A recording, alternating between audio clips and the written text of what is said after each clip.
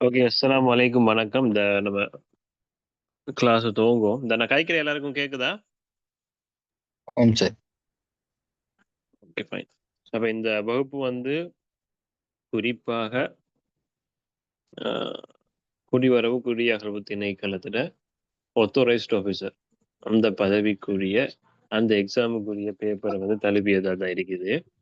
And இன்றைய ஒரு paper ஒன்று செய்வேன். அண்ட் நாளைக்கும் இன்னொரு பேப்பர் ஒன்று அவங்களுக்கு செய்வேன். நாளை செய்கிற பேப்பர்ல வந்து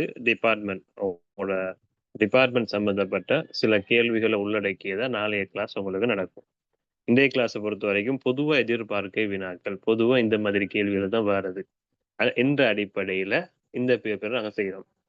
இப்போ சாதாரணமாக கேள்விக்கு விட மட்டும் இல்லை, பாஸ் பேப்பர்ல வந்த எல்லா கேள்விகளையும் அதோட அண்மிச்சதான் நாங்கள் பார்த்து கொண்டு போகும்போது ஏதோ ஒரு வகையில நம்ம செய்ய போற பேப்பருக்கு இன்றைய கிளாஸ் பாரிய ஒரு துணை புரியும் என்ற நம்பிக்கையோட இந்த பேப்பர் நான் செய்கிறேன். சரி, நீங்க முதலாவது கேள்வியை பாருங்க. இஸ்ரேலின் பாராளுமன்றம் என்ன பெயர் கொண்டு அழைக்கப்படுகின்றது? பதில் நீங்களே சொல்லுங்க, அது தெரிஞ்ச வீடு தானே.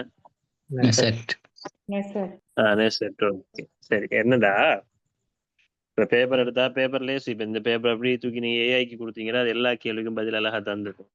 அப்ப அது ஒரு விஷயம் இல்லை, நம்ம அதுக்கு ரிலேட்டடான நிறைய விடயங்களை படிக்கணும், அதான் நமக்கு முக்கியம். அப்ப இஸ்ரேலை பொறுத்த வரைக்கும் நம்ம தெரிஞ்சுக்கொள்ளணும், இப்ப இஸ்ரேலுக்கும் ஹமாஸுக்கும் அதாவது பாலஸ்தீனத்தில் இருக்கிற ஹமாஸ் கிளர்ச்சி படைக்கு இதுல வந்து பாரிய ஒரு யுத்தம் மோதல் ஒன்று நடைபெற்று கொண்டு இருக்கின்றது. அப்ப கடைசியா வந்து எல்லா பேப்பர்லயுமே இஸ்ரேல அல்லது இந்த ஹமாஸ் இந்த பிரச்சனைய அண்டியதா கேள்வியில் வந்து கொண்டே இருக்குது. அதுல இஸ்ரேல பிரதானமா வச்சு கேள்வி வருது. இப்ப இதுல டூமான்னு சொல்றது ரஷ்யா நாட்டினுடைய பாராளுமன்றம். டூமான்னு சொல்றது ரஷ்யா நாட்டின் பாராளுமன்றம். டயட்னு சொல்றது ஜப்பானுடைய பாராளுமன்றம்.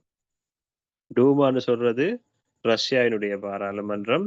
டயட்னு சொல்றது ஜப்பானுடைய பாராளுமன்றம். செனட் சபை, எனி ஐடியாஸ் அபவுட் செனட் சபை? யூஎஸ்ஏல. ஓகே, இப்ப செனட் சபைன்னு சொல்ல பல நாடுகள்ல செனட் சபை இருக்குது. இலங்கையை பொறுத்த மட்டுக்கும் செனட் சபை வந்து எப்ப அறிமுகப்படுத்தினாங்க?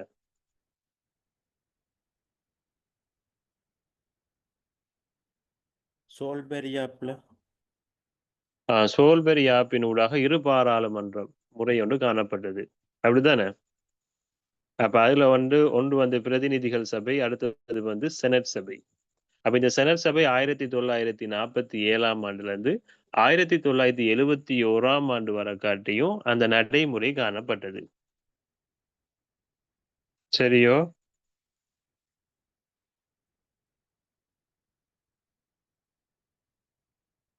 சரி, நம்ம இஸ்ரேலை பத்தி பாக்குறதா இருந்தா, இஸ்ரேலினுடைய மொழி இருக்கல்ல, அத வந்து ஹிப்ரு மொழின்னு சொல்லுவாங்க. ஹிப்ரு மொழி, இஸ்ரேலினுடைய மொழி வந்து ஹிப்ரு மொழி. அதுக்கு இன்னொரு பேர் இருக்கு, இறந்த மொழி அப்படின்னு சொல்லுவாங்க. இஸ்ரேலினுடைய மொழியை வந்து ஹிப்ரு மொழின்னு சொல்லுவாங்க, அதே போல இறந்த மொழி அப்படின்னு சொல்லுவாங்க. இப்ப கிட்டத்தட்ட நமக்கு தெரியும், இப்ப ரிலேட்டடா இப்ப இஸ்ரேல் தொடர்பான பிரச்சனை இலங்கையை பொறுத்த மட்டும் அருகம்பி, அதாவது பொத்துவில் பிரதேசத்துல போய் கொண்டு இருக்குது. இந்த கிட்டத்தட்ட கூட ஒரு மீடியா பர்சன் ஒருத்தர் வந்துட்டு, இது வந்து ஸ்ரீலங்காவோட ஒரு பகுதியா, இஸ்ரேலோட ஒரு பகுதியா என்று தெரியாத அளவுக்கு இந்த ஏரியால எல்லாமே ஹிப்ரு மொழி, அதாவது ஹிப்ரு லாங்குவேஜ்ல தான் எல்லாமே இருக்குது. அப்படின்னு சொல்லி ஒரு போஸ்ட் ஒண்ணும் போட்டு வந்தாரு. அப்ப ஓகே. அப்ப அது வந்து ஹிப்ரு மொழி, அது இறந்த மொழின்னு சொல்லுவினம். இஸ்ரேல் நாட்டினுடைய நாணயத்தோட பேர் என்ன இஸ்ரேல்ட? Shekel. Shekel. Shekel, very good. Shekel, very good, shekel. அதே போல இப்ப இஸ்ரேல் நாட்டினுடைய பிரதமர் வந்து பெஞ்சமின் நெத்தன்யாகு. இப்ப இஸ்ரேல் நாட்டினுடைய பிரதமர் வந்து பெஞ்சமின் நெத்தன்யாகு. சொட்டு நீர்ப்பாசன முறையை உலகிற்கு அறிமுகப்படுத்திய நாடு. சொட்டு நீர்ப்பாசன முறையை உலகிற்கு அறிமுகப்படுத்திய நாடு. எல்லாம் பாஸ் பேப்பர் கேள்விகள் தானே? சொட்டு நீர்ப்பாசன முறையை உலகிற்கு அறிமுகப்படுத்திய நாடு. உலகினுடைய முக்கியமான உளவு சேவை என்று கூறப்படும் மொசாட் உளவு சேவை இஸ்ரேல் நாட்டினுடையது. அல்லது இஸ்ரேல் நாட்டினுடைய உளவு சேவையுடைய பெயர் வந்து மொசாட்.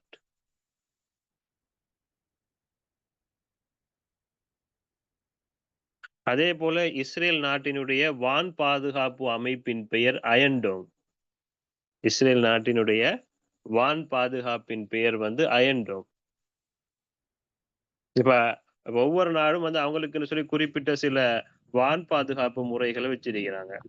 அப்ப அதுல இஸ்ரேல்ட்ட இருக்கிறது அயன்டோம்.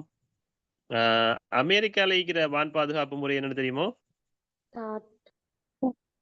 தாட். ஓகே, வெரி குட்மா, தாட். அமெரிக்கா இந்தியால இருக்கிறது விலங்கல்ல. Akashteer. Okay, Akashteer. Okay, fine. சரி. அதே போல ரபின் சதுக்கம் இஸ்ரேல் நாட்டுல தான் இருக்குது. ரபின் சதுக்கம். ஓ, நீங்க கதைக்கிறது ஒழுங்கா கேட்க மாட்டேங்குதம்மா.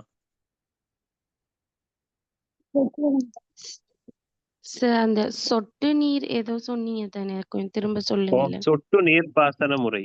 சொட்டு நீர்ப்பாசன முறை அறிமுகம். உலகுக்கு சொட்டு நீர்ப்பாசன முறை அறிமுகப்படுத்திய நாடு இஸ்ரேல் தான்.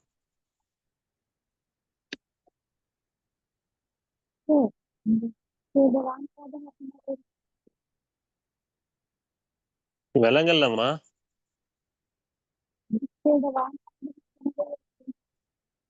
இஸ்ரேலோட வான் பாதுகாப்பு அமைப்பு வந்து அயன்டோம். அயன்டோம். இப்ப அதே போல இப்ப நம்ம இந்த படிச்சிக்கிறோம். இந்த அமெரிக்கா வந்து 2030ஆம் ஆண்டு ஆகும்போது கோல்டன் டோம் என்கின்ற ஒரு வான் பாதுகாப்பு முறையை அறிமுகப்படுத்துறதுக்கு திட்டமிட்டிருக்கிறாங்க என்றும். சரியோ?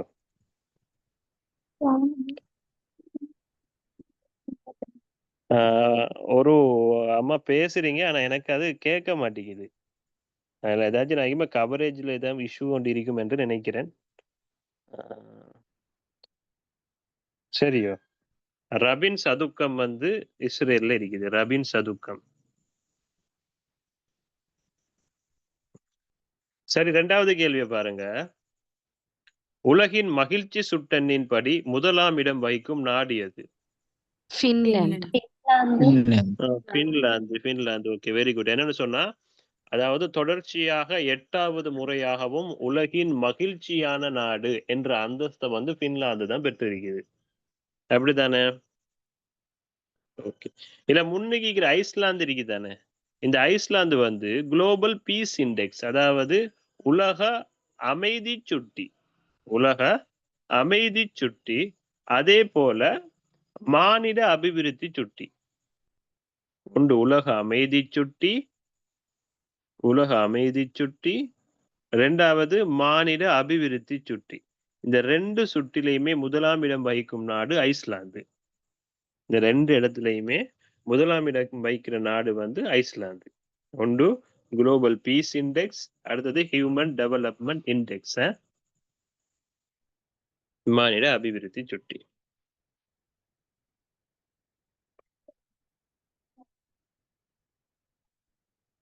இப்ப இந்த மகிழ்ச்சி சுட்டனை பொறுத்த வரைக்கும் உலகத்துக்கு இந்த மகிழ்ச்சி சுட்டனை அறிமுகப்படுத்திய நாடு எதுன்னு தெரியுமோ? பூட்டான். பூட்டான். அப்ப பூட்டான் தான் உலகத்துக்கு இந்த மகிழ்ச்சி சுட்டியை வந்து அறிமுகப்படுத்திய நாடு. இந்த மகிழ்ச்சி சுட்டி வந்து 6 விடயங்களை கொண்டுதான் கணக்கிடப்படுகின்றது. சரியோ? இது வந்து பூட்டான் சம்பந்தப்பட்ட சில விஷயம். அதாவது மகிழ்ச்சி சுட்டி அவங்க வெளியிட்டதன் அடிப்படையில நான் சொல்றேன். சரியா? பின்லாந்த பொறுத்த வரைக்கும் பின்லாந்துக்கு ஒரு சிறப்பு பெயர் ஒன்று இருக்குது. 1000 வாவிகளின் நாடு. 1000 வாவிகளின் நாடு அல்லது 1000 ஏரிகளின் நாடு அப்படின்னு சொல்லுவாங்க.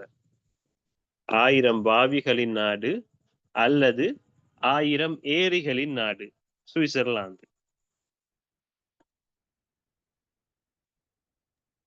Finland 1000 sir. வாவிகளின் நாடு. பின்லாந்து. இப்ப பின்லாந்தை பத்தி தான் சொல்றேன். 1000 வாவிகளின் நாடு அல்லது 1000 ஏரிகளின் நாடு. சிறந்த கல்வி முறையை கொண்ட நாடு. சிறந்த கல்வி முறையை கொண்ட நாடு. சிறந்த கல்வி முறையை கொண்ட நாடு.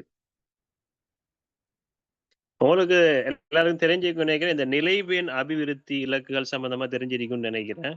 இப்ப இலங்கையில மொத்தம் இலங்கையில பொதுவா யுஎன்ஓ அவங்க தான் அந்த நிலைவேன் அபிவிருத்தி இலக்குகளை வெளியிடுறவங்க. அதன் அடிப்படையில் 17 இலக்குகள் இருக்குது. 17 நிலைவேன் அபிவிருத்தி இலக்குகள் இருக்குது.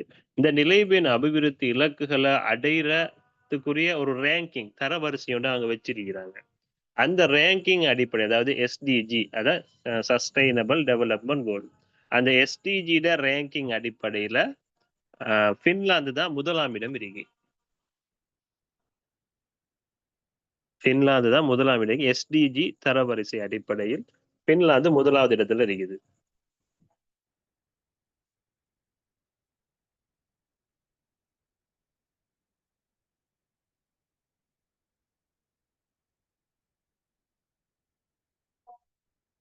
இந்த எஸ்டிஜி தரவரிசை அடிப்படையில இலங்கை வந்து 93வது இடத்துல இருக்கு. இந்த எஸ்டிஜி தரவரிசை அடிப்படையில இலங்கை வந்து 93வது இடத்துல இருக்குது.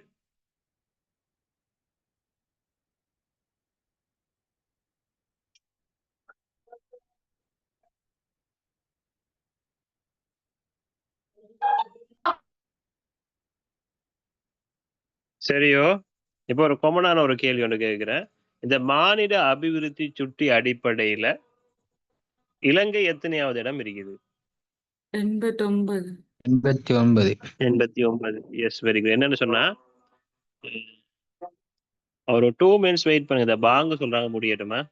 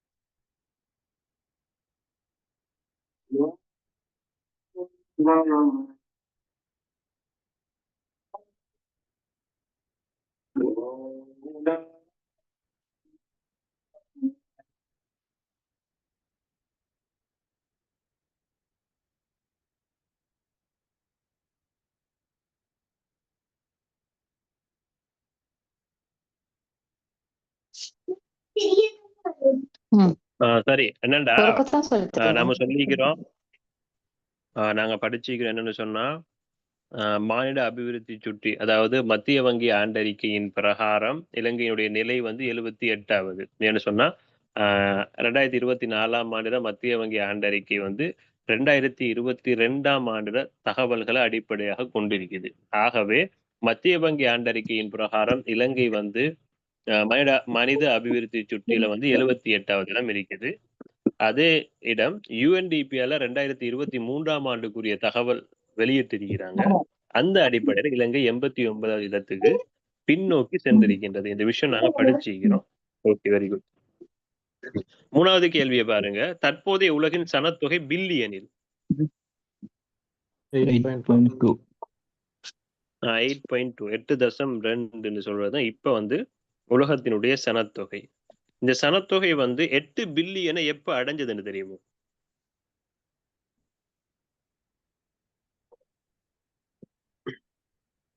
பாஸ் பேப்பர்ல வந்து கேள்வி ஒன்றுதான். உலக சனத்தொகை வந்து 8 பில்லியனை எப்போது அடைந்தது? அதாவது 2022ஆம் ஆண்டு நவம்பர் மாதத்துல தான் உலகம் வந்து 8 பில்லியன் என்ற சனத்தொகையை வந்து அடையுது. 2022 நவம்பர். அந்த ரேங்கிங் அடிப்படையில பார்த்தா இலங்கை வந்து சனத்தொகையில 60வது இடத்துல இப்ப இருக்குது.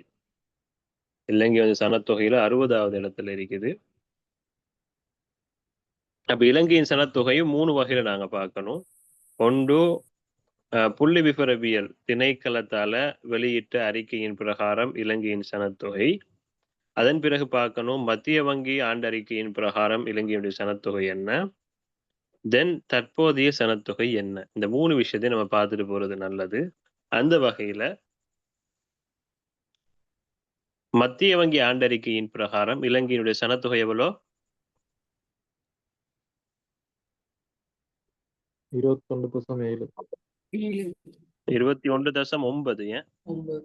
21.9 மில்லியன் மக்கள் வந்து மத்திய வங்கி ஆண்டறிக்கையின் பிரகாரம் இலங்கையினுடைய மக்கள்.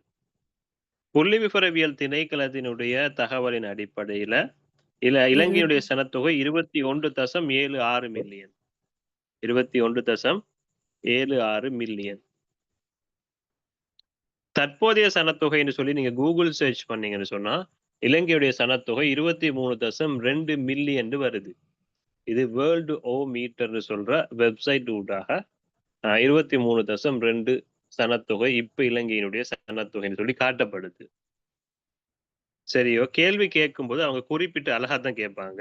தற்போதைய சனத்தொகை கேட்பாங்க, அல்லது மத்திய வங்கி ஆண்டறிக்கையின் பிரகாரம் கேட்பாங்க, அல்லது இலங்கையில வந்து இறுதியாக 15வது முறையாக நடைபெற்ற மக்கள் கணக்கீட்டின் அடிப்படையில் இலங்கையினுடைய சனத்தொகை எவ்வளவுன்னு கேட்கலாம்.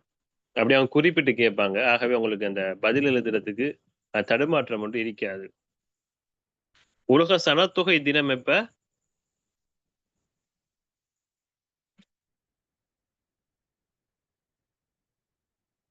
உலக சனத்தொகை தினம் ஜூலை 11. உலக சனத்தொகை தினம் வந்து ஜூலை 11. உலக சனத்தொகை தினம் ஜூலை 11. இப்ப சனத்தொகை அடிப்படையில பார்த்தா உலகிலேயே அதிக அளவு சனத்தொகை கொண்ட நாடு வந்து இந்தியா. இந்தியாவுக்கு புறவு இருக்குது சைனா. சைனாக்கு புறவு இருக்குது அமெரிக்கா. அமெரிக்காவுக்கு புறவு இருக்குது இந்தோனேஷியா. இந்தோனேஷியான்னு சொல்றது ஒரு முஸ்லிம் நாடு. அதன் பிறகு இருக்கிறது பாகிஸ்தான். என்ன சொன்னா பாஸ் பேப்பர்ல அப்படி ஒரு கேள்வி ஒன்று இருக்குது, அதிக அளவு சனத்தொகையை கொண்ட இஸ்லாமிய நாடு எதுன்னு இருக்குது. ஆகவே அப்படி ஒரு கேள்வி வரும்போது இந்தோனேஷியா சொல்லி அந்த பதிலுக்கு உங்களுக்கு போகக்கூடியதா இருக்கும்.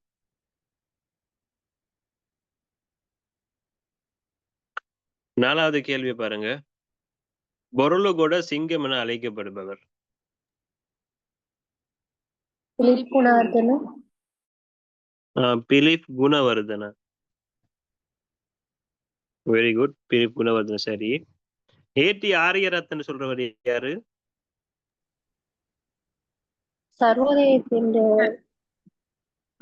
Very good very good very good. Sarvodaya இயக்கத்தினுடைய இயக்குனர் அல்லது அதை ஆரம்பித்தவர் அவர் தான். அவர் கடந்த வருடம் இறந்துட்டார். அவர் பார்லிமெண்ட்லயும் ஒரு எம்பியா இருந்தாரு. சரி, அமைச்சர் பதவி நம்ம வகிச்ச மாதிரி இருக்குது. ஓகே, சர்வோதய இயக்கத்தினுடைய தந்தை அல்ல சர்வோதய இயக்கத்தை ஆரம்பித்தவர் எப்படின்னாலும் ஓகே. லலித் அத்துலத் முதலி? Very good. மகாபோல புலமை பரிசில் திட்டத்தை வந்து அறிமுகம் செய்த நபர் வந்து லலித் அத்துலத் முதலி. ஓகே. டபிள்யூ தகநாயகன் சொல்றது வந்து இயற்பெயர், அவருக்கு வந்து சொல்லுவாங்க பனிஸ் மாமான்னு சொல்லுவாங்க. இயற்பெயர் அல்ல, அவருடைய சிறப்பு பெயர் வந்து பனிஸ் மாமான்னு சொல்லுவாங்க. அப்ப ஆத்தூர் வி டயஸ், அவரை கொஸ்மாமான்னு சொல்லுவாங்க. ஆத்தூர் வி டயஸ், ஆத்தூர் வி டயஸ், அவரை வந்து கொஸ்மாமான்னு சொல்லுவாங்க. வேற யாரு இருக்கிறை? சோறு தந்த ஐயா மகத்தையா, சோறு தந்த தந்தை யார சொல்றீ? டட்லி சேனா. டட்லி சேனநாயக். ஓகே. பரிப்பு மகத்தையாண்ட யார சொல்றீ? பெரேரா. எண்ணம் பெரியரா. Okay, very good. நீங்க நல்ல நல்ல நிலைமையில நினைக்கிறீங்க. பயமில்லாம போய் எக்ஸாம் செய்யலாம். 5வது கேள்வி பாருங்க. ஆப்பிரிக்காவின் காந்தி என அழைக்கப்படுபவர் யார்? Nelson Mandela. Nelson Mandela. Nelson Mandela. Okay. அப்ப நெல்சன் மண்டேலா பொறுத்த வரைக்கும், நெல்சன் மண்டேலா வந்து 27 ஆண்டுகள் சிறையில வாழ்ந்த ஒரு நபர். 27 ஆண்டுகள் சிறையில வாழ்ந்த ஒரு நபர் தான் நெல்சன் மண்டேலா. இவருக்கு 1993ஆம் ஆண்டு சமாதானத்துக்கான நோபல் பரிசு வழங்கப்பட்டுச்சு. இவர் எழுதிய ஒரு முக்கியமான நூல் வந்து என்னன்னு சொன்னா the long walk to freedom, சமாதானத்திற்கான நீண்ட பயணம். சமாதானத்திற்கான நீண்ட பயணம் என்று சொல்றது இவர் எழுதிய ஒரு முக்கியமான ஒரு நூல்.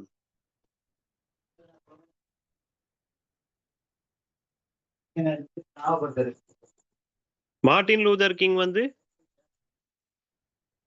அவர் வந்து ஒரு அமெரிக்கால வந்து அந்த கருப்பின மக்களுக்குரிய ஒரு முக்கியமான ஒரு ஆர்ப்பாட்டத்துக்கு தலைமை தாங்கிய ஒரு நபராக இருந்தாரு. அவர் வந்து ஒரு சொற்பொழிவு ஒன்று ஆற்றியிருந்தார். அந்த சொற்பொழிவோட தலைப்பு வந்து எனக்கு ஒரு கனவு, ஐ ஹேவ் அ ட்ரீம், எனக்கு ஒரு கனவு என்ற தலைப்புல ஒரு சொற்பொழிவு ஒன்று ஆற்றினார். அது உலகத்திலேயே பிரபல்யம் வாய்ந்த ஒரு சொற்பொழிவாக கருதப்படுது. எனக்கு ஒரு கனவு, இது ஒரு சொற்பொழிவு ஒன்று ஆற்றினார். ஜூலியஸ் நியரேரே, டீச்சிங் எக்ஸாம் படிச்சாக்கள் ஜூலியஸ் நியரேரை பத்தி கல்வி தெரிஞ்சிருக்கீங்க. திட்டத்தை முன்வைத்தவர் அருஷா என்ற கல்வி திட்டம். அரூசா, அரூசா என்ற கல்வி திட்டத்தை முன்வைச்சார். சரி, வேற என்ன சொல்லலாம்?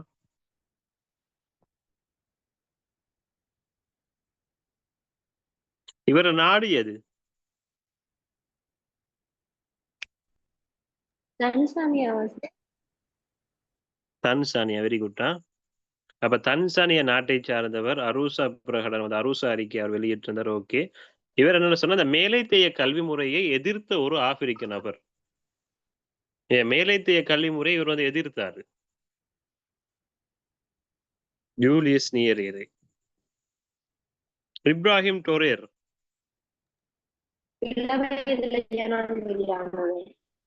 Very good. இளம் வயது தலைவர், ஜனாதிபதி ஆகிறாரு. இவர் வந்து இப்ப புர்கினா ஃபெசோ, புர்கினா ஃபெசோன்னு சொன்ன அந்த நாட்டுல இப்ப நாட்டினுடைய அதிபராக கடமையாற்றி கொண்டு இருக்கிறார். ஓகேமா.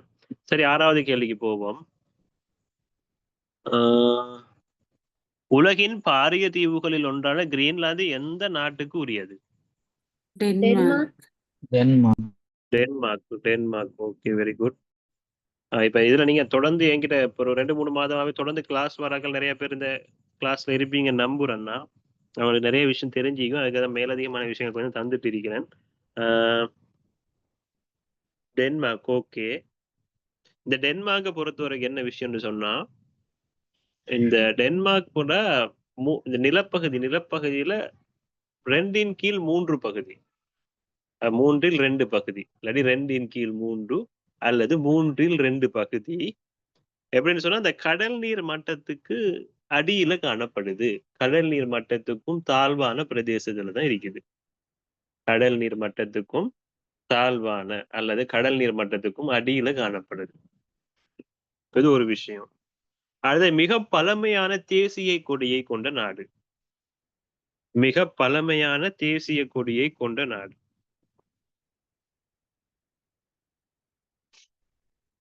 மிக பழமையான தேசிய கொடியை கொண்ட நாடு. ஒரே பாலின திருமணத்தை சட்டபூர்வமாக்கிய முதலாவது நாடு.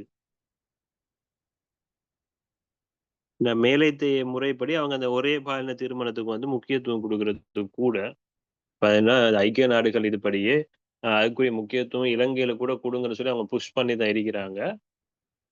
கலாச்சார ஒரு பிரச்சனை காரணமாக அதை அப்படி வச்சிருக்கிறாங்க. ஒரே பாலின திருமணத்தை சட்டபூர்வமாக்கிய முதலாவது நாடு.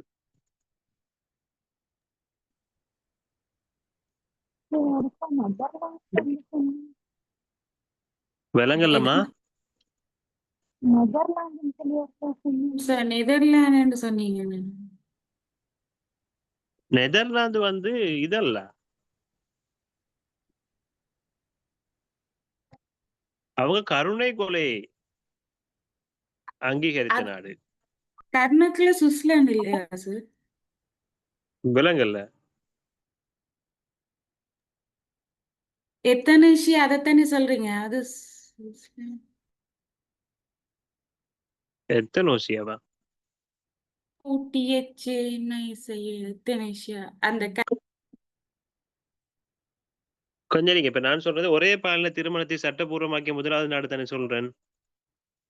இப்ப அதுல குழப்பம் இருக்குதுடா சொல்றீங்க. ப்ளீஸ் யாராச்சும் ஒருத்தர் கூகுள் சர்ச் பண்ணுங்களேன்.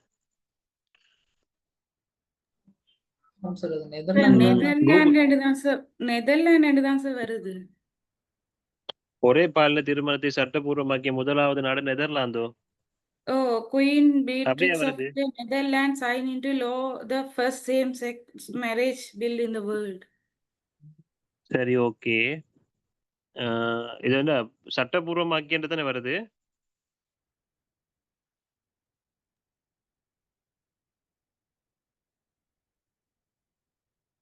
சரி, ஓகே. அப்படியே பாருங்க, இன்னொன்று கருணை கொலை.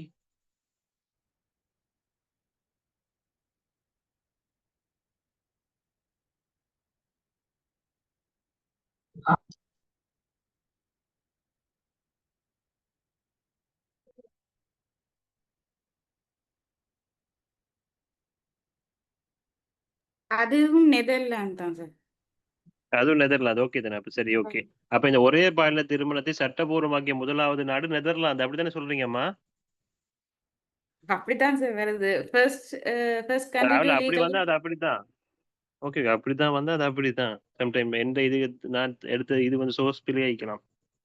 சரியோ? அப்ப அதை எழுதாதீங்க. அதை நீங்க நெதர்லாந்து சம்பந்தப்பட்டு எழுதும் போது நம்ம இந்த விஷயத்த நெதர்லாந்துக்கு எழுதுவோம். சரியோ?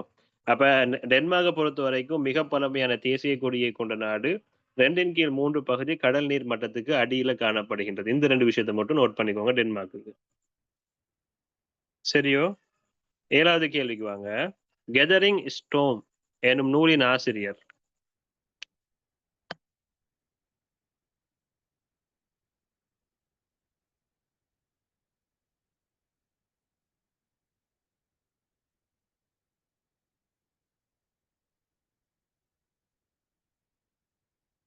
பதில் சொல்லுங்கம்மா. கெதரிங் ஸ்டோம் எனும் நூலின் ஆசிரியர் யாரு? Winston Churchill. வின்ஸ்டன் சர்ச்சில் இல்ல, முன்னுக்கு அடம் ஸ்மித் வந்து தெரியும் உங்களுக்கு, பொருளாதாரத்தின் தந்தை. அதே போல அவர் எழுதிய நூல் வந்து த வெல்த் ஆஃப் நேஷன், தேசங்களின் செல்வம்.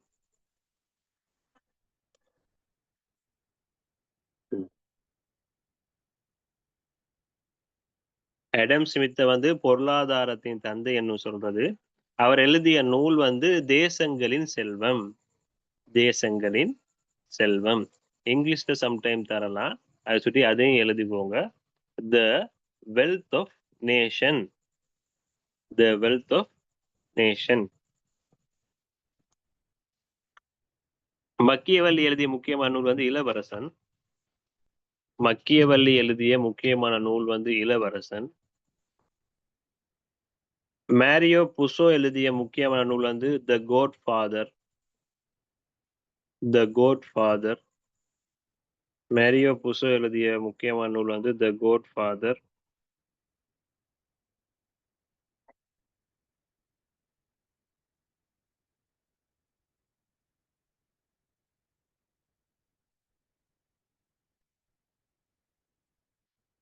சரி, 8வது கேள்வியை பாருங்க. அண்மையில் உயிரிழந்த WWE மல்யுத்த வீரரின் பெயர் யாது? ஹரக்கோகன். ஹல்கோகன். ஹல்கோகன் வந்து தன்னுடைய 71வது வயதுல உயிரிழந்துட்டார்.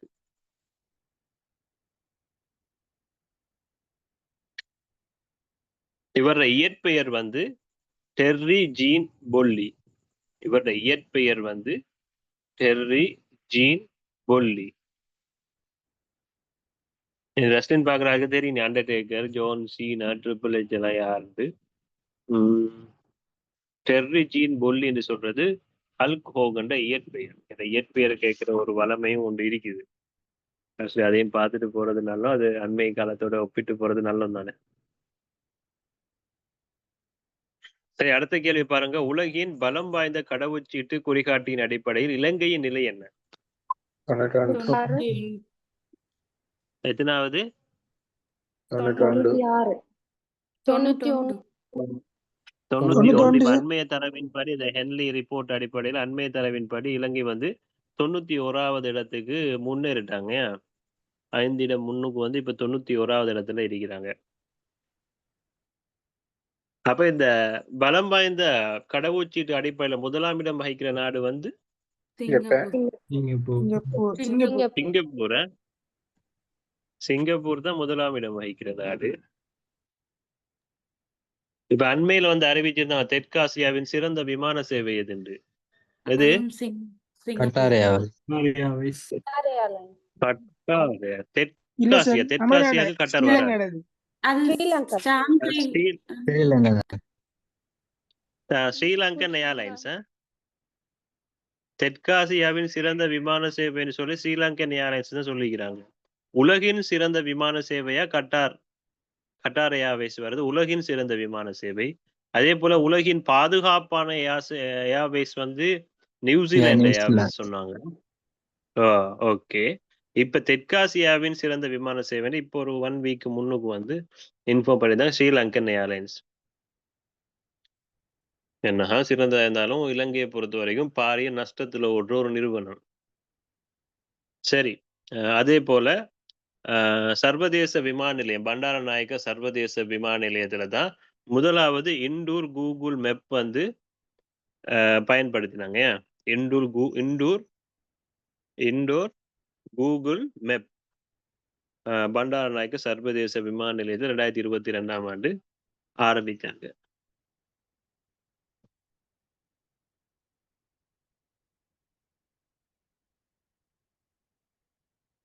பத்தாவது கேள்வி பாருங்க. இலங்கையின் 49வது பிரதம நீதியரசராக நியமிக்கப்பட்டவரின் பெயர் யாது? பிரீத்தி பத்மன் சூரசேன. பிரீத்தி பத்மன் சூரசேன. பிரீத்தி பத்மன் சூரசேன. பிரீத்தி பத்மன் சூரசேன. ஓகே. இலங்கையினுடைய முதலாவது பிரதம நீதி அரசர் தான் எட்மண்ட் கரிங்டன். இலங்கையினுடைய முதலாவது பிரதம நீதியரசர் வந்து எட்மண்ட் கரிங்டன். இலங்கையினுடைய முதலாவது பெண் பிரதம நீதியரசர் யாரு? ஷிராணி பண்டாரநாயக்க வந்து இலங்கையினுடைய முதலாவது பெண் பிரதம நீதியரசர். அதே போல இலங்கையினுடைய 2வது பெண் பிரதம நீதியரசர் யாரு? முர்து நிருபா பெர்னாண்டோ. முருத்து பெர்னாண்டோ சொல்றேன், சரியோ? அப்ப இந்த முருத்து பெர்னாண்டோ வந்து இலங்கையினுடைய 2வது பெண் பிரதம நீதி அரசர். மொத்த எண்ணிக்கையில பார்த்தா 48வது வருவாங்க.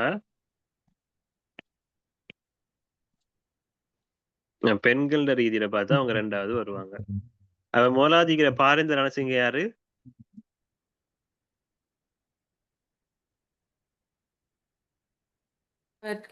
Parinda Ranasinghe attorney general. அதாவது சட்டமா அதிபர். இலங்கையினுடைய தற்போதைய சட்டமா அதிபர் பாரிந்த ரணசிங்க. சரி, ஓகே. 11வது கேள்வியை பாருங்க. ஓடிபி என்பதன் விரிவாக்கம் என்ன? One time password. Okay. QR விரிவாக்கம் குயிக் ரெஸ்பான்ஸ். ஓகே. ஓடிபின்னு சொன்னா ஒன் டைம் பாஸ்வேர்ட் எழுதிக்கோங்க. One time password. கியூஆர்னு சொல்றது குயிக் ரெஸ்பான்ஸ். Quick response. இப்போ வந்து இலங்கைக்கு வந்து அதிக அளவு வந்து வருமானத்தை ஈட்டித்தர திணைக்களங்கள் சொல்ல போகல. ஒன்று இறைவரி திணைக்களம், சுங்கவரி திணைக்களம், அதே போல மதுவரி திணைக்களம். இதெல்லாம் இலங்கைக்கு அதிக அளவு வருமானத்தை ஈட்டித்தர திணைக்களங்கள். அப்ப இறைவரி திணைக்களத்தால அண்மையில வந்து டின் நம்பர் எல்லாருக்கும் வந்து அறிமுகப்படுது. அதாவது டின் நம்பர் எல்லாரும் எடுத்துக்கோங்கன்னு சொல்லியிருந்தாங்க. அப்ப அந்த டின் சொல்றது, டின் விரிவாக்கம் என்ன? Tax payer identification number. நீங்க இருப்பீங்க அரைவாசி பேர் அப்படியே இன்லேண்ட் ரெவன்யூ எக்ஸாம் செஞ்சாங்க இருப்பீங்க. Tax payer identification number. 12வது கேள்வி பாருங்க. பென்சிலினை கண்டுபிடித்தவர பேர் என்ன? Alexander Fleming. Alexander Fleming. அதுல லூயிஸ் பாஸ்டர் யாரு? அந்த அன்னக்கழுத்து குருவை பரிசோதனை செஞ்சோம். விசர் நாய்க்கடிக்கு தடுப்பு மருந்து கண்டுபிடிச்சா. விசர் நாய்க்கடிக்கு தடுப்பு மருந்து கண்டுபிடிச்சிருந்தாரு. நுண்ணுயிரின் தந்தை எனும் அவர் அழைக்கப்பட்டாரு. பொதுவா தடுப்பு மருந்தை கண்டுபிடிச்சவர் யாருன்னு கேட்டா கூட நீங்க லூயிஸ் பாஸ்டர் பேரை கொடுக்கலாம். பிரதானமா சொல்றது விசர் நாய்க்கடிக்குரிய தடுப்பு மருந்தை கண்டுபிடிச்சாரு. நுண்ணுயிரியலின் தந்தை. நுண்ணுயிரியலின் தந்தை என அழைக்கப்படுற மேரி கியூரி அம்மையார் எதை கண்டுபிடிச்சாங்க? ரேடியம். ரேடியம். Very good. பதில் சொன்னவங்களோட பேர் என்னமா?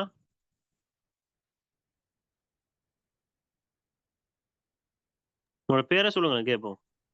தஸ்மீஹா. Tasmiha. From where? Tasmiha sir. Sasmiya. எந்த ஊர் அம்மா நீங்க? Native place புட்லம்.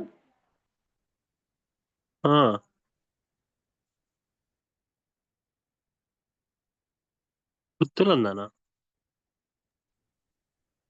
Okay fine. Albert Einstein.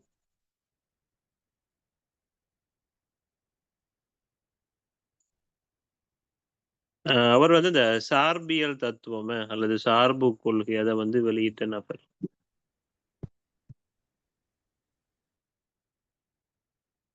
சார்பியல் தத்துவம் அல்லது சார்பு கொள்கையை வெளியிட்ட நபர் தான் ஆல்பர்ட் ஐன்ஸ்டீன்.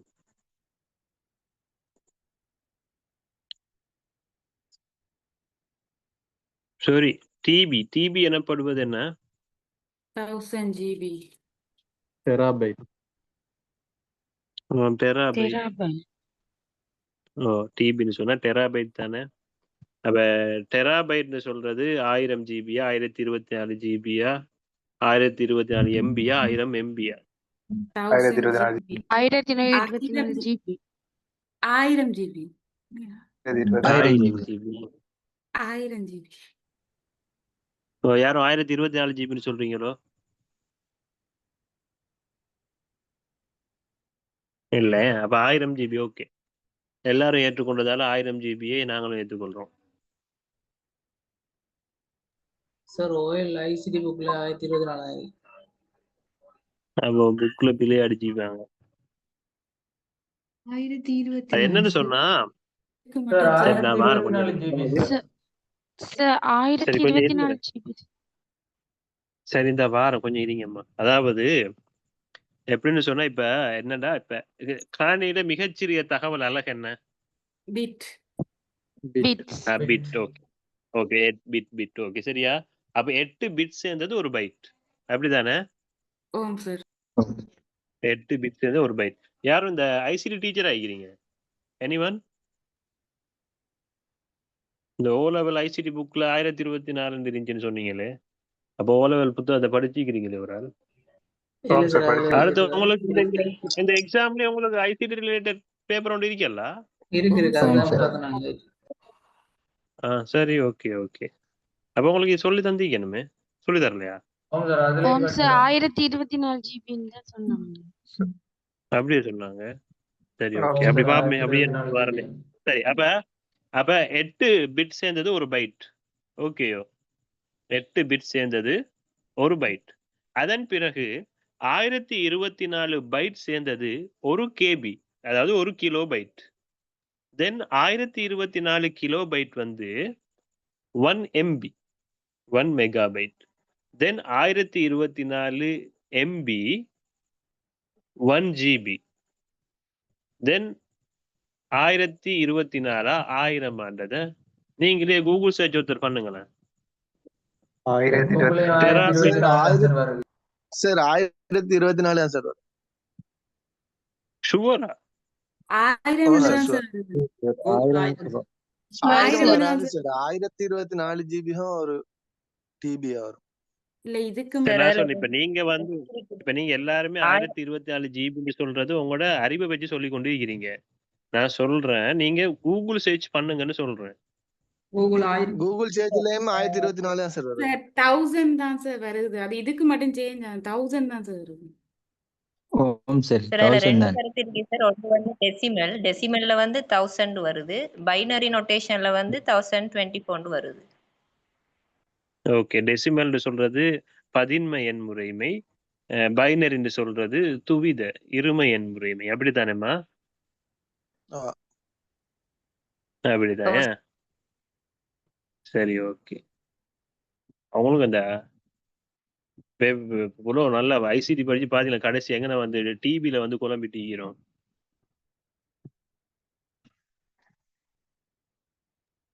இந்த கேள்விக்கு அப்ப பதில் என்ன உண்மையாவே? 1024 சார் ஆனா சார்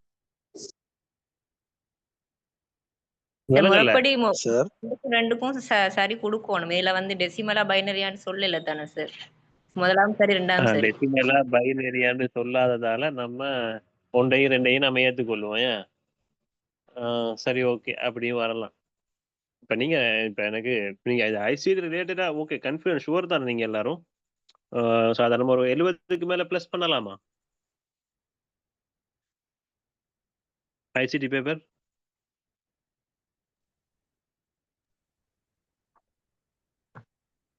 சும்மா நான் 2-3 கேள்வி கேட்டு பார்க்க, சும்மா ஐசிடில உங்களோட ரிலேட்டட் சும்மா கேட்டு பார்க்கிறேன்.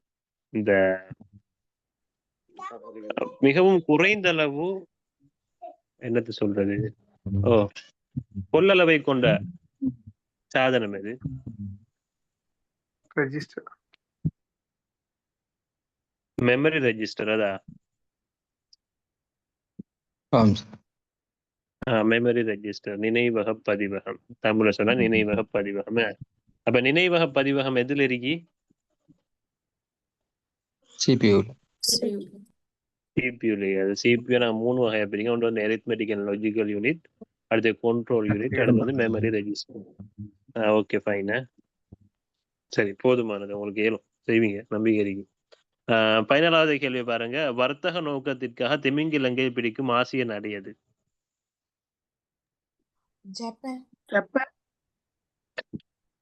Okay, Japan.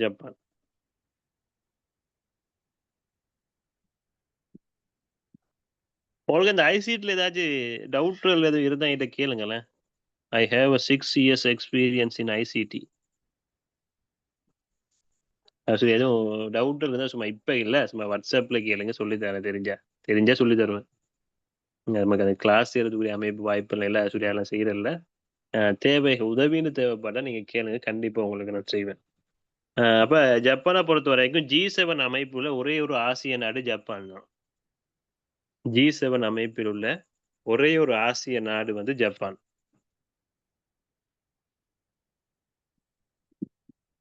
ஜப்பான் பாராளுமன்றம் டயட்னு சொல்லி பார்த்தோம். ஜப்பான் நாணயம் என்ன? ஜப்பான் நாணயம் வந்து yen. ஓகே. மிகச்சிறிய தேசிய கீதம் ஜப்பான் 4 வரிகளை. ஜப்பான் தேசிய கீதம். இலங்கையில தேசிய கீதம் எத்தனை வரி? 29. 29. சார் 21 அல்ல 29. ஓ, அந்த லைன்ஸ் எண்ணி பார்க்க 28 தான் சார் வருது. எண்ணி பார்க்கும்போது 28 வருதோ? ஆமா, 28 தான் வந்தது எண்ணி பார்க்க. ஆனா கூகுள் அடிக்க 21 தான் வருது. அப்ப அதுவே குழம்பு. கூகுள்ல வந்தா 21 21 சொல்றது பூர்ணமா பிழையானது. இல்ல சரியா? நான் என்ன சார் 28 தான் வருது. எண்ணி பார்க்கும்போது 28. ஓகே. இந்த 29 சொன்னவருக்கு எது? கன்ஃபார்மா 29 சொல்றது அது நீங்க தான் சார் சொன்னீங்க. நான் நோட் பண்ணி வச்சிருந்தேன். நான் தான் சொன்னேன். ஓகே. அப்படின்னு சொன்னா 28 நோட் பண்ணுங்கம்மா. சார் நீங்க அதுக்கு ஒருவேளை கன்ஃபார்ம் ஒருவேளை பண்ணிட்டு சொல்ல சிங்களத்துல மாட்டீங்களே எப்படி சார். வருது சரியா? இல்ல அதான் சார். நானும் எனக்கும் ஒரு தடவை நினைவு இருக்குது. நானும் எண்ணி பார்க்க ஒரு 28 வரி வந்த மாதிரி எனக்கு நினைவு இருக்குது. சொல்லி 28 நீங்க நோட் பண்ணுங்க. ஒருக்கா கன்ஃபார்ம் பண்ணி அதுல நீங்க சந்தேகம் இருந்தா போடுங்க சார். சரி நான் கன்ஃபார்ம் பண்ணிட்டு போடுறேனே. ஓகே குரூப்ல போட்டுவிடுறேன். சரியோ? சரி சார். சரியா? சரி ஓகே. அப்ப அது ஐக்கிய நாடுகளினுடைய பல்கலைக்கழகம் ஜப்பான்ல இருக்குது, டோக்கியோல. ஐக்கிய நாடுகளின் பல்கலைக்கழகம் ஐக்கிய நாடுகளின் பல்கலைக்கழகம் வந்து ஜப்பான் டோக்கியோல இருக்குது. 1973 எஸ்டாப்ளிஷ் வந்து 1973. அதிக அளவு சனத்தொகை கொண்ட நகரம் டோக்கியோ ஜப்பான்ல இருக்குது. அதிக அளவு சனத்தொகை கொண்ட நகரம் டோக்கியோ ஜப்பான்ல இருக்குது. கலனி பாலத்துக்கு நிதி உதவி வழங்கிய நாடு என்னவாப்பா? சரி என்னன்னு சொன்னா இப்ப உள்ள அதிக அளவு சனத்தோட நகரம் வந்து கூகுள்ல சர்ச் பண்ணா மணிலாவை தான் காட்டுது. மணிலா வர வாய்ப்பு இல்லை, டோக்கியோ தானே. மணிலா வந்து இது சவுத் ஏசியா. சவுத் ஏசியா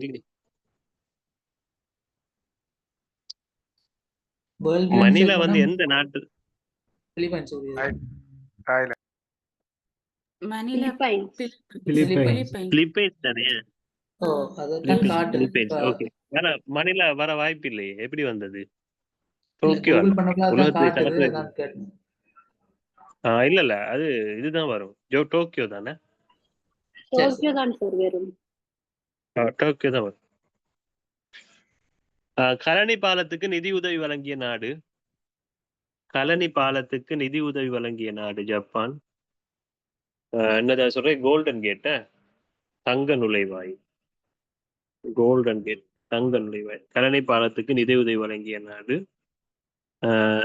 தெற்கு அதிவேக பாதைக்கு சொல்றது விந்தையின் நுழைவாயில. இது கட்டுநாயக்க கொழும்பு அந்த ஹைவேக்கு தான் கோல்டன் கேட் தங்க நுழைவாயில் சொல்றேன். அடுத்தது கிளீன் ஸ்ரீலங்கா திட்டத்துக்கு நிதி உதவி ஜப்பான் தான் வழங்கினது. கிளீன் ஸ்ரீலங்கா திட்டத்துக்கு நிதி உதவி வழங்கிய நாடு. கிளீன் ஸ்ரீலங்கா திட்டத்திற்கு நிதி உதவி வழங்கிய நாடு. அது போதுமானது. அதே போல இலங்கையில பாராளுமன்றம் கட்டுறதுக்கும் ஜப்பான் தான் நிதி உதவி வழங்கிக்கிறாங்க. இலங்கையுடைய பாராளுமன்றத்தை கட்டுறதுக்கும் ஜப்பான் தான் நிதி உதவி வழங்கி இருக்கிறாங்க.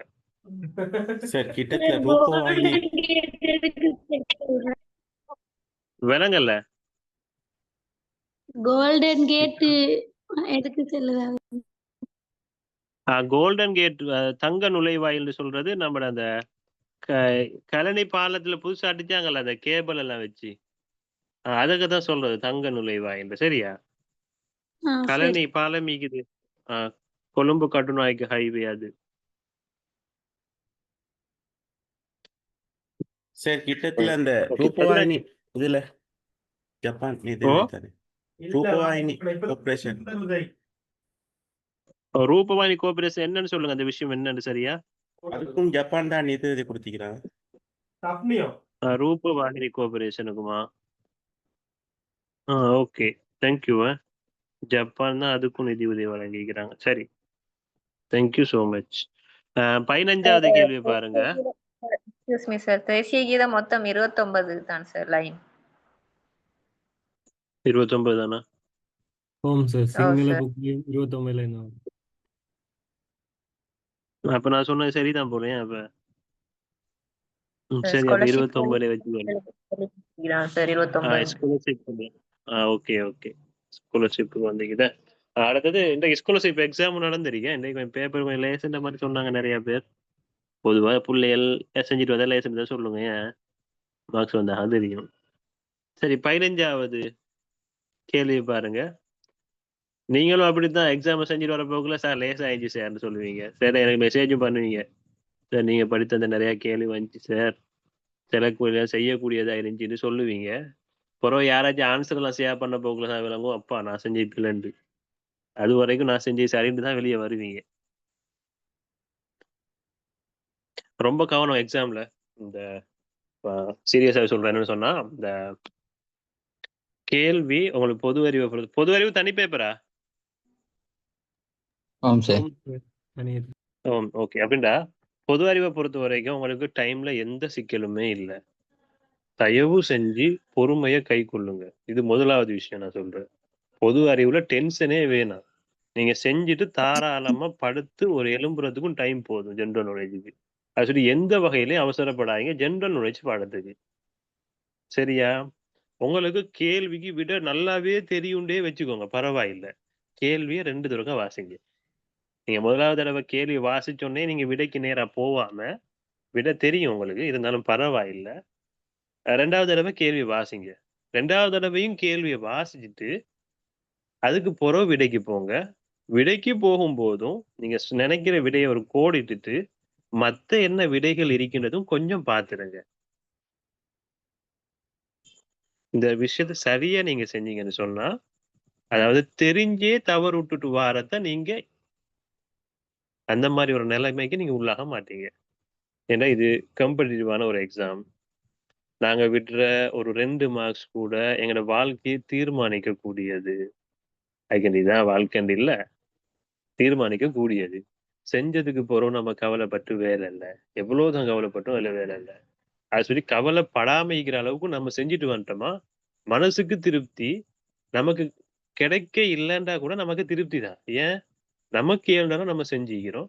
எடுப்பட்டவன் நம்மளை விட திறமையானவன் தான் அப்ப எடுபட்டிக்கிறான் அப்படின்னு ஒரு இப்படி உங்களுக்குள்ள ஒரு ஆத்ம திருப்தியோடு கொடக்கூடியதா இருக்கு. இல்லைன்னு சொன்னா, இவ்வளவு மிஸ்டேக்கை விட்டுட்டு நீங்க வெளியே வந்துட்டீங்கன்னு சொன்னா, அநியாயம் நான் போன இடத்துக்கு இன்னொருத்தன் போய்க்கிறான்னு யோசிப்பீங்க. ஒரு கைண்ட்லி ரிக்வெஸ்ட் தான், ஒன்றும் இதாக அழிச்சுக்கொள்ளாங்க, யூஸ்ஃபுல்லா இருக்கும்.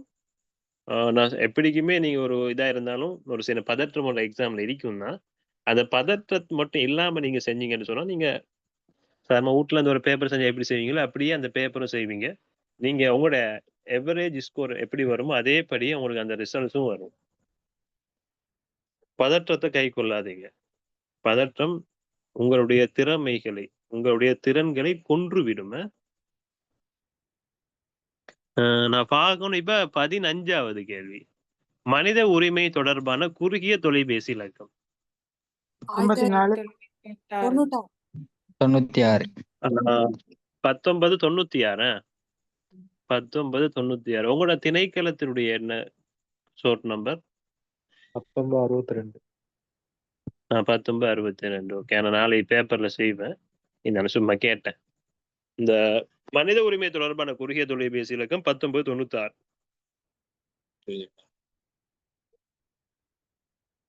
அப்ப அதுல இருக்கிற 1977 வந்து நுகர்வோர் முறைப்பாடுகள் மாதிரி.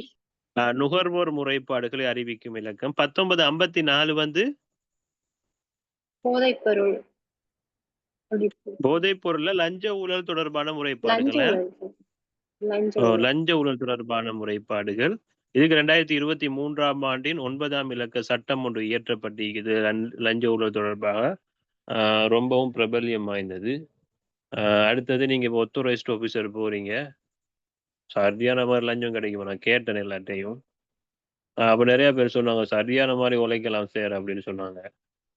உண்மை அப்படியா சார்? உங்களுக்கு சொன்னாங்களே இதுக்கு முன்னுக்கு?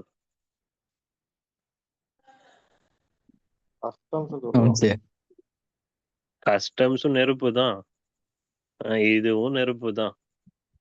நீங்க அப்படியெல்லாம் எழுந்துறாங்க. லஞ்ச ஊழல்லாம் கொஞ்சம் கடுமையாகிக்குது.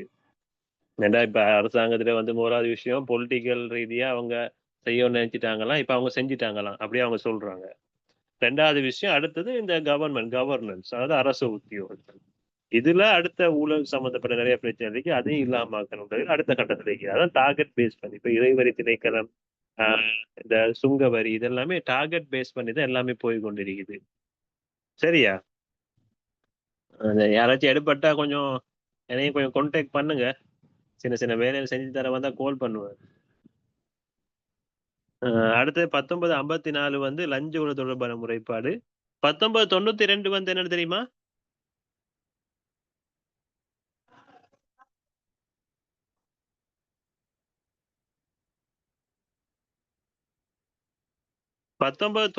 வந்து மின்வேலி தொடர்பான முறைப்பாடு. அதாவது இந்த வனவிலங்கு திணைக்களம், அந்த வனவிலங்கு திணைக்களத்துல அந்த மின்வேலி தொடர்பான முறைப்பாடுகளை தெரிவிக்கிறதுக்கு அந்த முக்கியமான ஒரு நம்பர் இல்லைன்னா மைண்டுக்கு எடுத்துக்கொள்ளாங்க. அப்ப இந்த அவசர தொலைபேசி இலக்கத்தை பொறுத்த வரைக்கும் இந்த Sri Lanka telecommunication regulatory commission, TRCL நினைக்கிறேன், ரெகுலேட்டரி கமிஷன். ஓ சரியா? அப்ப இந்த ஸ்ரீலங்கா டெலிகம்யூனிகேஷன் ரெகுலேட்டரி கமிஷன் சொல்றேன், இவங்க வந்து அதாவது இலங்கையுடைய அவசர தொலைபேசி இலக்கத்தை வந்து வகைப்படுத்திக்கிறாங்க. அப்ப இப்ப 2 வகையை கொண்டு ரெயின்போ பேஜஸ் இருக்குது, இன்னொன்னு நான் சொல்றேன் இந்த ஸ்ரீலங்கா டெலிகம்யூனிகேஷன் ரெகுலேட்டரி கமிஷன் இதுவும் இருக்குது. அப்ப இந்த ரெகுலேட்டரி கமிஷன் தானே, இதுல வந்து அவங்க இந்த 3 டிஜிட்ஸ்க்குரிய எதுக்கு அதை பயன்படுத்துறேன், 4 டிஜிட்ஸ் நம்பர் என்னென்ன தேவைகளுக்காக பயன்படுத்துறேன்னு சொல்லி பிடிஎஃப் அவங்க வச்சுக்கிறாங்க. நீங்க சொல்ல கூகுள் சர்ச் பண்ண உங்களுக்கு எல்லாம் வந்துடும். அதுல லேசா அவங்களுக்கு இதெல்லா விஷயத்தையுமே எடுத்துடலாம.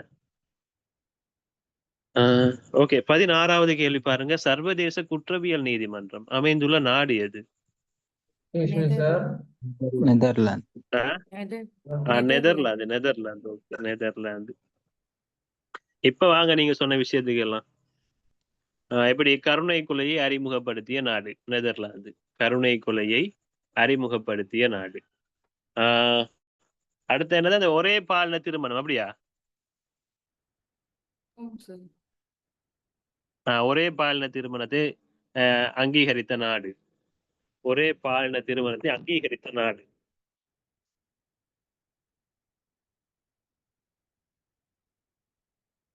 சர்வதேச நீதிமன்றம் அங்கதான் இருக்குது, நெதர்லாந்துல ஹேக் நகரத்துல சர்வதேச நீதிமன்றம். உலகின் மிகப்பெரிய கால்வாய் மதகு அங்க இருக்கு. உலகின் மிகப்பெரிய கால்வாய் மதகு அங்க இருக்கு. உலகின் மிகப்பெரிய கால்வாய் மதகு நெதர்லாந்துல இருக்குது. ஒல்லாந்துன்னு சொல்றவங்க நெதர்லாந்த, ஒல்லாந்துன்னு சொல்றாங்க வந்து நெதர்லாந்து. அப்ப அவங்க வந்து இலங்கையில இருந்து கொண்டு போன அந்த விலை மதிப்பற்ற பெறுமதியான அந்த விடயங்கள் எல்லாத்தையும் இலங்கைக்கு நெதர்லாந்து நாட்டால வந்து மீள கையளிச்சிருந்தாங்க. அந்த விஷயத்தையும் தெரிஞ்சுக்கோங்க. அதே போல அந்த நெதர்லாந்துல ஒரு கட்டடம் ஒன்று இருக்குது, அது வந்து இலங்கையில் இருக்கிற காலி கோட்டையை ஒத்த கட்டடம் ஒன்று. காலி கோட்டையை ஒத்த கட்டடம் ஒன்று நெதர்லாந்துல இருக்குதான். சரியா? நான் சொன்னதெல்லாம் நோட் பண்ணிட்டீங்களோ? ஓகே, அப்படி 17வது கேள்வி போவோம்.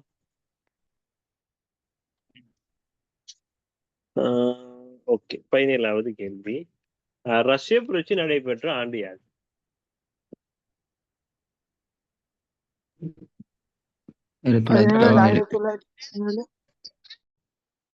ஆயிரத்தி 1917. ஓகே, 1917. இந்த கிளாஸ்ல ஸ்ரீசங்கர் இருக்கீங்களோ? அதான் எனக்கு இடையில உனக்கு குரல் கேக்குது. சரி, ஓகே. 1917. சரி, அப்ப இந்த 1917 இந்த ரஷ்ய புரட்சி வந்து லெனின் தலைமையில நடைபெற்றதா? லெனின் தலைமையில தான் நடைபெற்றது. அப்ப 1949 வந்து சீன புரட்சி. 1949 வந்து சீன புரட்சி. 1959 வந்து கியூப புரட்சி. 1959 வந்து கியூப புரட்சி. சீன புரட்சிக்கு தலைமை தாங்கினது யாரு? மாவோ சேதுங். மாவோ சேதுங். கியூப புரட்சிக்கு வந்து பிடெல் கேஸ்ட்ரோ. பிடெல் கேஸ்ட்ரோ. ஓகே, 1959 இருந்து 2008 வரை காட்டி அவர் ஆட்சி செஞ்சாரு. 1789 எங்க புரட்சி? பிரான்சிய புரட்சி. Okay, very good. 1776 வந்து அமெரிக்க புரட்சி. 1776 வந்து அமெரிக்க புரட்சி. 1688 வந்து அமைதி புரட்சி. அமைதி புரட்சி அல்லது இங்கிலாந்து புரட்சி. வேற நம்ம சொன்னீங்க ரத்தம் சிந்தாத புரட்சி, ஆங்கில போச்சு. ஆங்கில புரட்சி, ஆயுதம் ஏந்தாத புரட்சி, அப்படி நிறைய ஐக்கியம் அந்த அமெரிக்க புரட்சி, ஆங்கில புரட்சிங்க. சரி, ஓகே. அப்ப 18வது கேள்வி. நான் கொஞ்சம் வேகமா போறேன். இதை விட ஸ்லோவா போனா கிளாஸ் முடிச்சிக்கலாம் போயிடும். 18வது கேள்வியை பாருங்க. முதலாவது உலகக்கிண்ண கால்பந்தாட்ட போட்டியின் சாம்பியன் அணி. உருகுவே. உருகுவே. Okay, Uruguay. அது முதலாவது எப்பன்னா 1930ஆம் ஆண்டு. 1930ஆம் ஆண்டு சாம்பியன் கண்ட்ரி வந்து உருகுவே.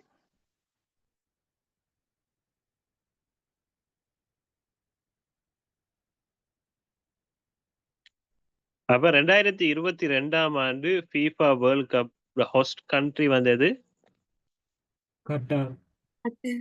2022ஆம் ஆண்டுல FIFA வேர்ல்ட் கப்ல ஹோஸ்ட் கண்ட்ரி வந்து கட்டார். சாம்பியன் ஆனது அர்ஜென்டினா. சாம்பியன் வந்து அர்ஜென்டினா. அதுல ஃபைனல்ல வந்து தோத்தது வந்து பிரான்ஸ். அதிக அளவு தடவை இந்த கிண்ணத்தை சுவீகரித்த நாடு வந்து Brazil. Brazil. Okay, very good. 19வது கேள்வியை பாருங்க. அமெரிக்காவின் இராணுவ தலைமையகம் எவ்வாறு அழைக்கப்படும்?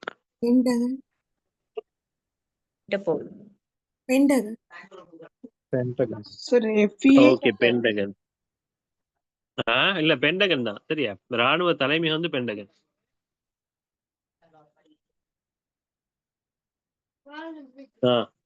அப்ப ராணுவ தலைமையகம் வந்து பென்டகன் தான். அதுல என்ன சொல்றது, இந்த இன்டர்போல் சொல்றது வந்து சர்வதேச போலீஸ். இன்டர்போல் சொல்றது சர்வதேச போலீஸ். இந்த சர்வதேச போலீஸ்ல தலைமையகம் எங்க இருக்குதுன்னு கேட்டா பிரான்ஸ்ல லியன்ல இருக்குது. இருக்குது.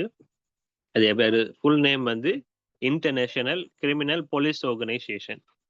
International criminal police organisation. Okay. CIA என்று சொல்றது சென்ட்ரல் இன்டெலிஜென்ஸ் ஏஜென்சி. அதாவது அமெரிக்காவினுடைய முக்கியமான உளவு சேவை சிஐஏ தான். அமெரிக்காவுடைய முக்கியமான உளவு சேவை வந்து இந்த சிஐஏ தான். இப்ப இந்தியாவோட வந்து ரோன்னு சொல்லுவாங்களே, இந்தியா உளவு சேவையை ரோன்னு சொல்லுவாங்க. அதே போல அமெரிக்காவுடைய உளவு சேவைன்னு கேட்டா நீங்க இந்த சிஐஏ தான் கொடுக்கணும், சென்ட்ரல் இன்டெலிஜென்ஸ் ஏஜென்சி. எஃபிஐன்னு சொல்றது ஒரு கிளை ஒன்று மாதிரி. அது உள்ளுக்கு வேலை செய்யற ஒரு பொறுப்பு வழங்கப்பட்ட ஒரு கிளை. அமெரிக்காட தானே சார் எஃபிஐயும்? எஃபிஐயும் அமெரிக்காட தான். ஆனா பிரதானமானதுன்னு கேட்டா நம்ம சிஐஏ தான் கொடுக்கணும். எஃபிஐ வந்து அது வேறொரு டிவிஷன் அவங்களோட உளவு சேவை தான் அவங்களோட. அது ஒரு டிவிஷனுக்குரியது. இது வந்து சென்ட்ரல் இன்டெலிஜென்ஸ் ஏஜென்சின்னு சொல்றது சிஐஏ. சரியா? ரோட விரிவு அப்படி அடிச்சு பாருங்களேன் கூகுள் ஒருத்தர். Research Analytics Wings. Research Analytics Wings. Research and Analysis Wings. Analytics Wings. Analytics Wings. Wings ன்னு சொன்னா WINGS. அந்த இறக்கைன்னு வரும் அந்த. Okay, WINGS. Wings. Research Analytics Wings.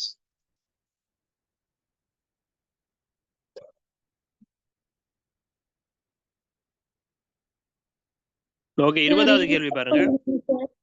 Sir Interpol. சொல்லுங்க. இன்டர்போலுக்கு விரிவாக்கமா? International international criminal police organisation. International criminal police organisation. International criminal police sir organisation. Oh, இன்டர்போலோட தலைமையகம் பிரான்ஸ்ல எந்த நகரம் சார்? லியன். லியன்.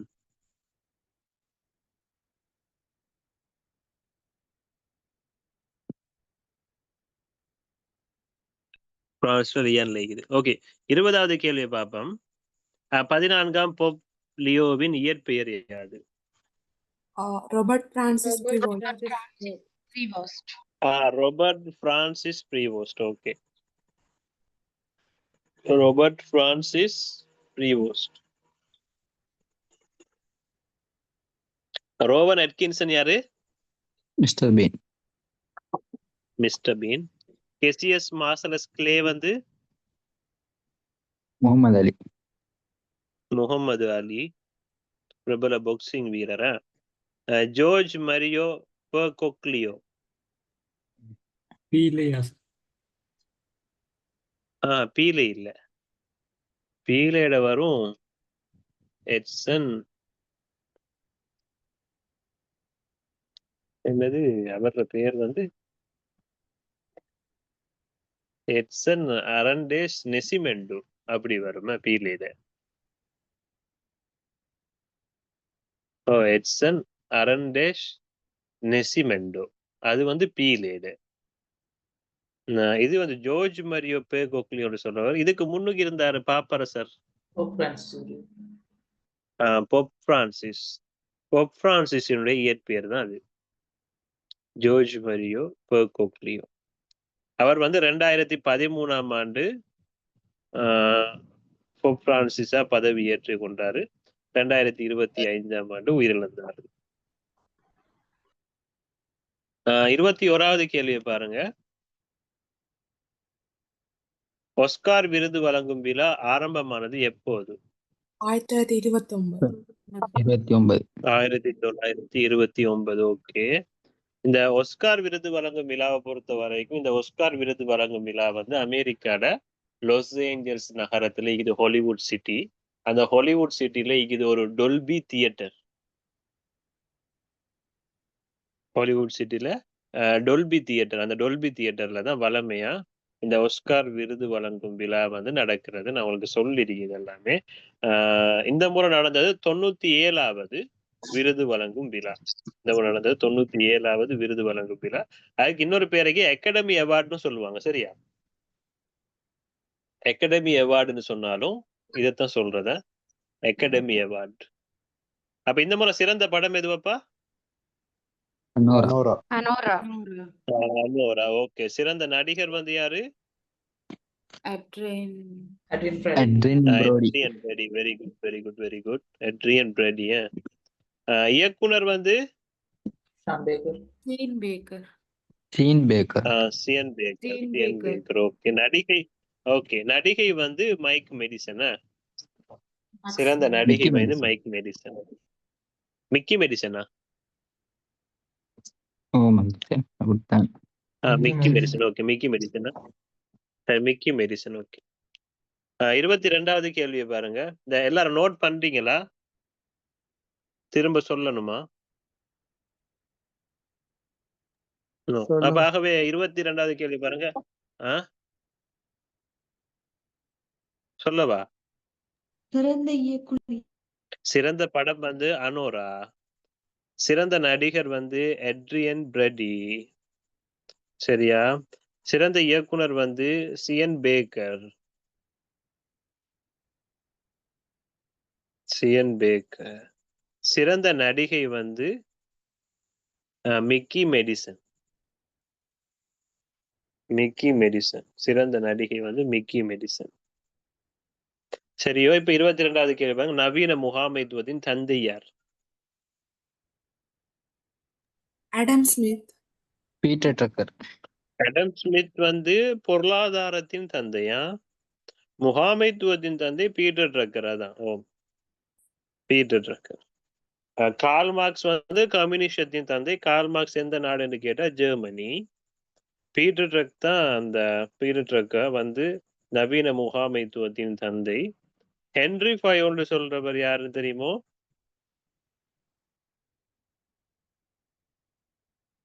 இந்த மேனேஜ்மெண்ட் படிச்சாக்கள் கேள்விப்பட்டிருப்பீங்க அந்த பேரை கொஞ்சம். ஹென்ரி ஃபயர்னு சொல்றப்போ அந்த முகாமைத்துவம் என்ன, the functions of management அப்படின்னு அது சம்பந்தமா நிறைய தியரிஸ் தந்திக்கிறார் அவரு. சரியா? அது முக்கியமா கேள்விக்குரிய ஒரு நபர் இல்ல, சும்மா போட்டேன். 23வது கேள்வியை பாருங்க. ஈரநிலங்கள் பாதுகாப்பு. கார்ல் மார்க்ஸ் வந்து கம்யூனிசத்தின் தந்தை. கம்யூனிசத்தின் தந்தை.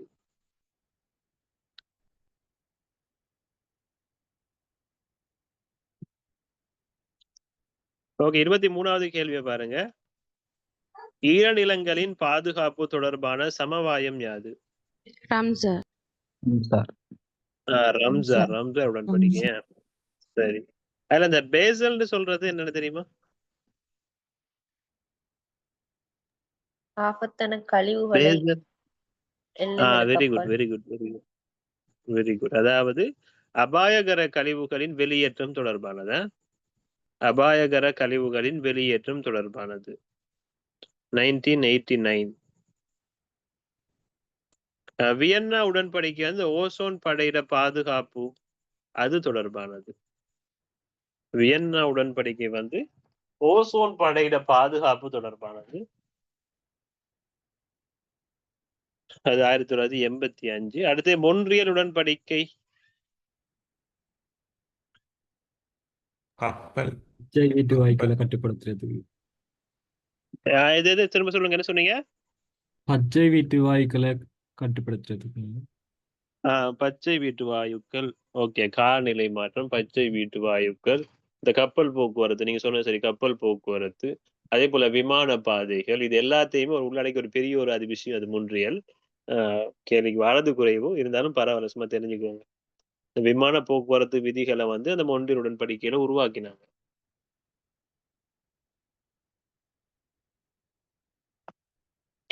நான் 24வது கேள்வி. இந்த 24வது கேள்வி பாருங்க. தந்திரமாகவே நாடொன்றினை ஆட்சி செய்ய வேண்டும் என்ற கருத்தை கொண்ட நூல் எது? குடியரசு. குடியரசு பிளேட்டோட. விலங்குகள் எதுவும் பதிலா சொன்னீங்கம்மா?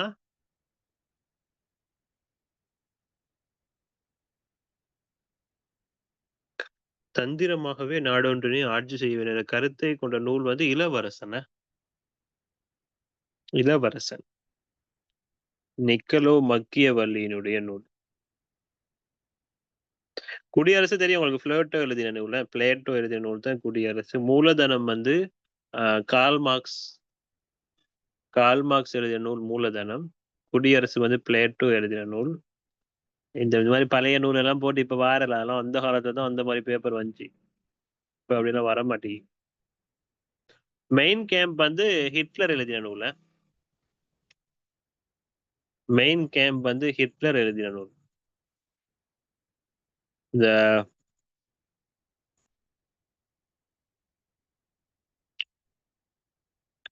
நூல் சம்பந்தமா கொஞ்சம் கூகுள் சர்ச் பண்ணுங்க. அதாவது இந்த ஃபேமஸ் புக்ஸ் யார் எழுதினை சொல்மா எழுதி அதில் ஒரு குறிப்பிட்ட ஒரு 5-6 புத்தகம் யார் எழுதின ஒருக்கா பார்த்துட்டு போங்க. ஓகே, நான் சொன்ன ஸ்டீபன் ஹேவ்கிங் எல்லாம் அந்த அந்த அந்த லிஸ்ட்ல இருந்து வந்த ஆட்கள் தான், முக்கியமான நூல்கள் எழுதின ஆட்கள். சரியோ? 25வது கேள்வியை பாருங்க.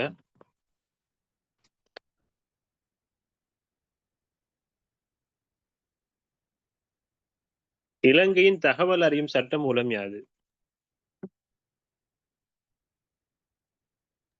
2016ஆம் ஆண்டின் 12ஆம் இலக்க சட்டம். ஓகே, 2016ஆம் ஆண்டின் 12ஆம் இலக்க சட்டம்.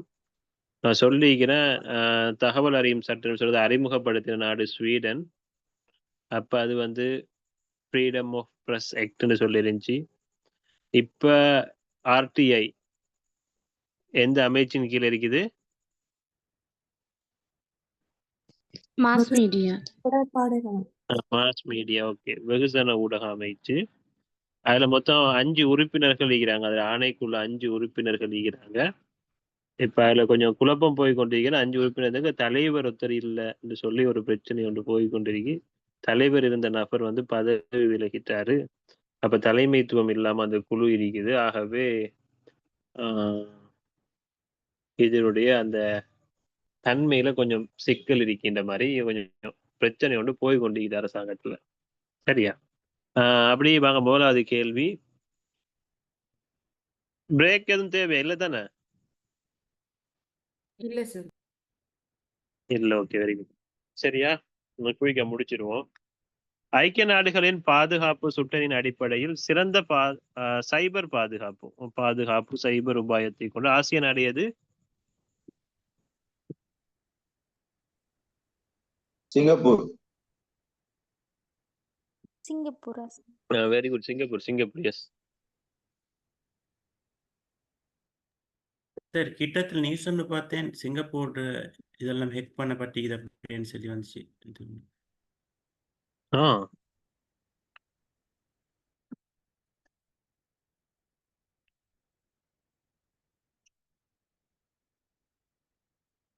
எப்ப மாதிரி பாத்தீங்க? ரீசெண்டா மாதிரி தான் சார். சிங்கப்பூர் வந்து இதெல்லாம் டவுன் ஆக போகுதுன்னு சொல்லி அப்படியே.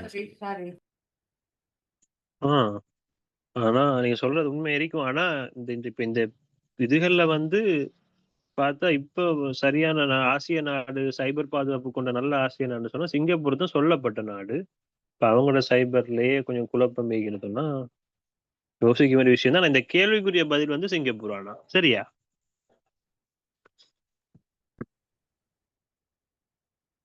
இப்ப சிங்கப்பூர் எடுத்த வரைக்கும் எப்படி சொல்லலாம், இந்த 1965ஆம் ஆண்டு எந்த நாட்டுல இருந்து பிரிஞ்சு உருவாகினது?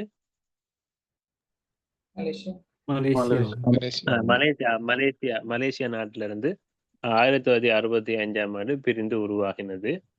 சிங்கப்பூரின் சிற்பி வந்து லீ குவான் யூ. அவர் எழுதின முக்கியமான அறிக்கை அல்லது நூல் எதுன்னு கேட்டா ஃப்ரம் தேர்ட் வேர்ல்ட்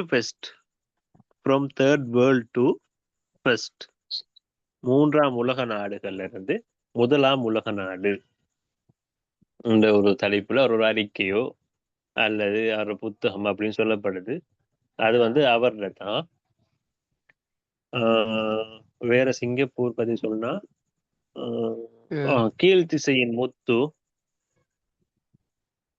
சொல்லுங்க ஐயா.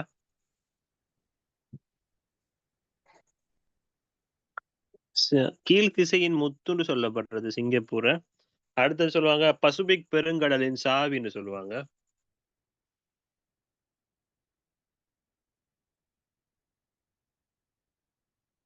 கீழ் திசையின் முத்து. அடுத்தது பசிபிக் பெருங்கடலின் சாவி.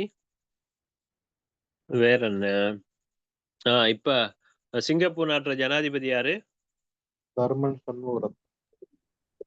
தர்மன் சண்முகரத்னம்.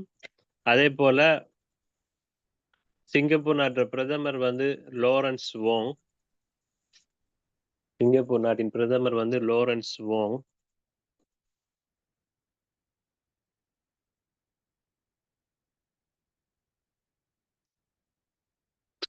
ஊழல் குற்றச்சாட்டுல கைது செய்யப்பட்ட நபர் யாருன்னு தெரியுமா சிங்கப்பூர்ல?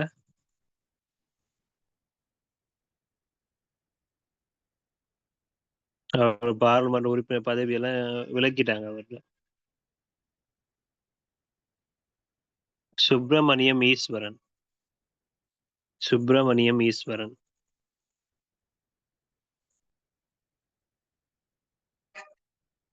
எனக்கு நினைவுல எந்த விஷயம் சொன்னா உங்களுக்கு வேற எதுவும் விஷயங்கள் சிங்கப்பூர் பத்தி தெரிஞ்சா சொல்லுங்க, எழுதுவோம்.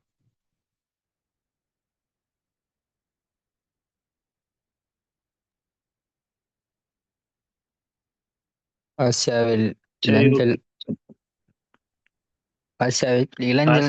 லஞ்ச ஊழலற்ற நாடு. ஆசியாவில் லஞ்ச ஊழலற்ற நாடு சிங்கப்பூரை சொல்லலாமா? ஓகே.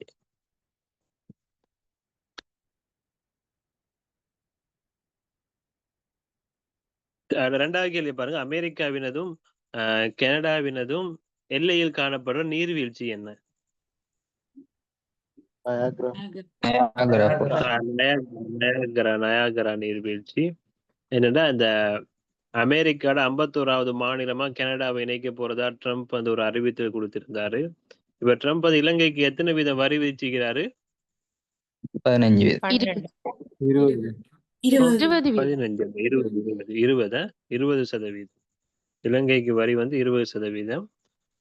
இப்ப அமெரிக்காவோட முரண்பட்டு கொண்டிருக்கிறாரு. சரி, அமெரிக்காவோட இல்ல, இந்தியாவோட முரண்பட்டு கொண்டிருக்கிறாரு. ஏன்னா இந்தியா வந்து ரஷ்யாவோட கொடுக்கல் வாங்கல் செய்யறது அடிப்படையில அது எத்தனை விதத்துல போயிட்டு முடியும்னு தெரியா.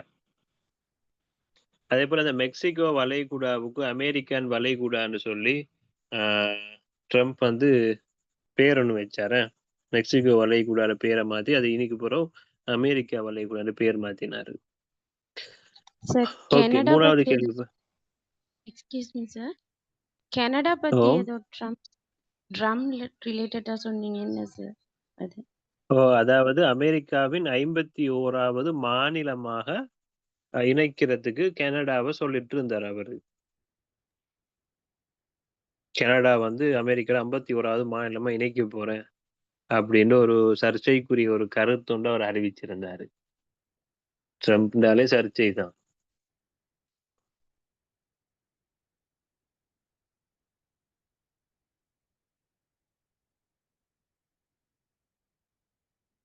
மூணாவது கேள்வியை பாருங்க.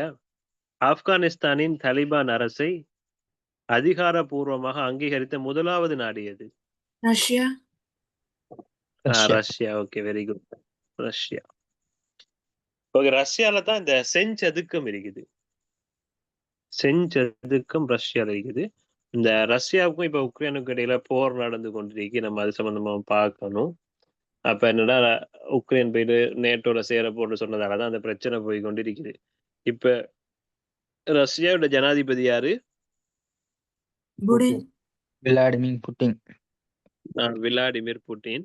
அதே போல உக்ரைன் நாட்டினுடைய ஜனாதிபதி வந்து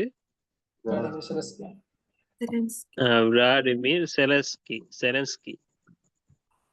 விளாடிமிர் செலன்ஸ்கி அவர் வந்து உக்ரைன் நாட்டினுடைய. அப்ப உக்ரைன் ரஷ்யா பிரச்சனை இப்ப இல்லாத அந்த காலத்துல இருந்து ஈக்கிற பிரச்சனை ஒன்றுதான். இதுக்கு முன்னுக்கு அந்த G7 அந்த இதுல வந்து ரஷ்யா இணைஞ்சு G8ன்னு சொல்லிட்டு அந்த அமைப்பே இருந்தது. அப்புறம் 1997ஆம் ஆண்டுல இருந்து 2014ஆம் ஆண்டு வரை காட்டியும் ரஷ்யா வந்து அந்த அதுல உறுப்பினராக தான் இருந்தாங்க. அதுக்கப்புறம் இந்த உக்ரைன் நாட்டு அந்த கிரீமியா பகுதியை ஆக்கிரமிச்ச இந்த காரணத்தாக ரஷ்யா வந்து அதை பதவியில இருந்து நீக்கிட்டாங்க. பதவியில உறுப்பினர்ல இருந்து நீக்கினாங்க. Okay, fine. 4வது கேள்வியை பாருங்க. 2024 டைம்ஸ் சஞ்சிகையின் பிரகாரம் உலகின் சிறந்த நபராக தெரிவு செய்யப்பட்டவர் வந்து Donald Trump. Donald Trump oval மாளிகையில தனக்கு தானே சிலை எல்லாம் வச்சாரு. ஓவல் மாளிகையில தனக்குத்தானே சிலை வைத்தார. 5வது கேள்வியை பாருங்க. அதிக அளவு பெண்களை பாராளுமன்ற உறுப்பினர்களாக கொண்ட நாடு எது? அதாவது பெண்களோட சதவீதம் வந்து பாராளுமன்றத்துல அதிக அளவு இருக்கு. எங்க? ருவண்டா. ஓகே, ருவண்டா வந்து நான் சொன்னவங்களுக்கு 1000 மலைகளின் நாடு. ஆப்பிரிக்காவின் சிங்கப்பூர் 1000 மலைகளின் நாடு ருவண்டா. ஆப்பிரிக்காவின் சிங்கப்பூர் ருவண்டாவ. ஆப்பிரிக்காவின் சிங்கப்பூர் வந்து ருவண்டா.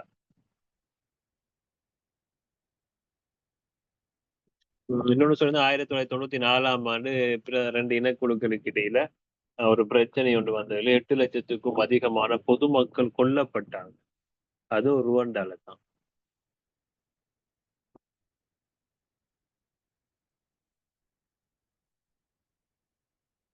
நீங்க இந்த ஏசியன் டைகர்ஸ்னு சொல்லி ஒரு விஷயம் கேள்விப்பட்டிருக்கீங்களா? Asian tigers.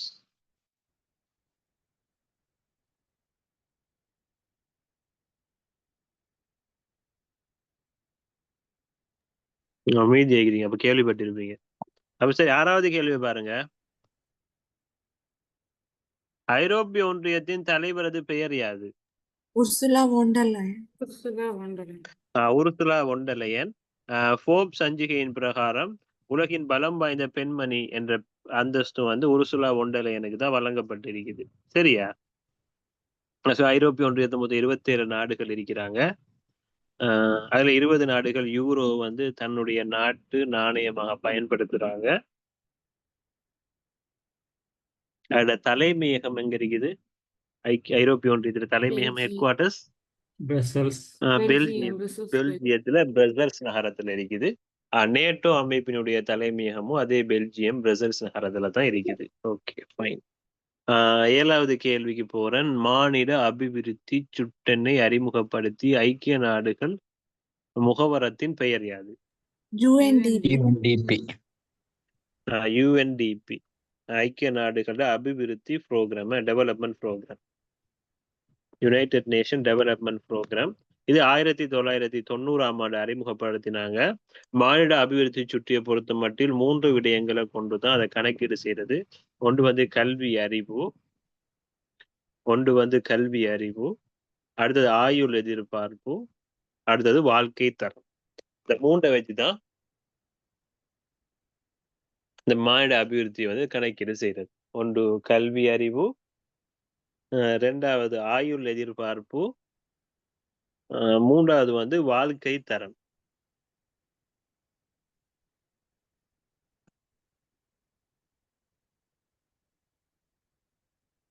எட்டாவது கேள்வி பாப்போம். 16 வயதுக்கு உட்பட்ட சிறுவர்களுக்கு சமூக வலைத்தளங்களின் பயன்பாட்டை தடை செய்துள்ள முதலாவது நாடு எது? ஆஸ்திரேலியா. Okay, very good. காதல் ஹோமோன் அல்லது காதல் மருந்து என அழைக்கப்படுற ஹோமோன் எது? ஆக்சிடோசின். ஓகே. இலங்கை 49வது தேசிய விளையாட்டு விழா எங்கு நடைபெறுகின்றது? காலி. Okay, very good. 11வது கேள்வி. அதிக அளவு பணம் செலுத்தப்படும் விளையாட்டு வீரர் யாரு? கிறிஸ்டியானோ ரொனால்டோன்னு சொல்லுங்க, அப்பதான் கொஞ்சம் நல்லா இருக்கும். Cristiano Ronaldo. ரொனால்டோன்னு சொல்ல போகல, பிரேசிலையும் ரொனால்டோன்னு ஒரு பிளேயர் இருந்தா முந்தி. அப்ப கிறிஸ்டியானோ ரொனால்டோன்னு சொல்றது அவர் எந்த நாடு? அர்ஜென்டினா. அர்ஜென்டினா. மண்ணலி தட்டிட்டீங்க. ஃபேவரட் பிளேயர் அப்பா.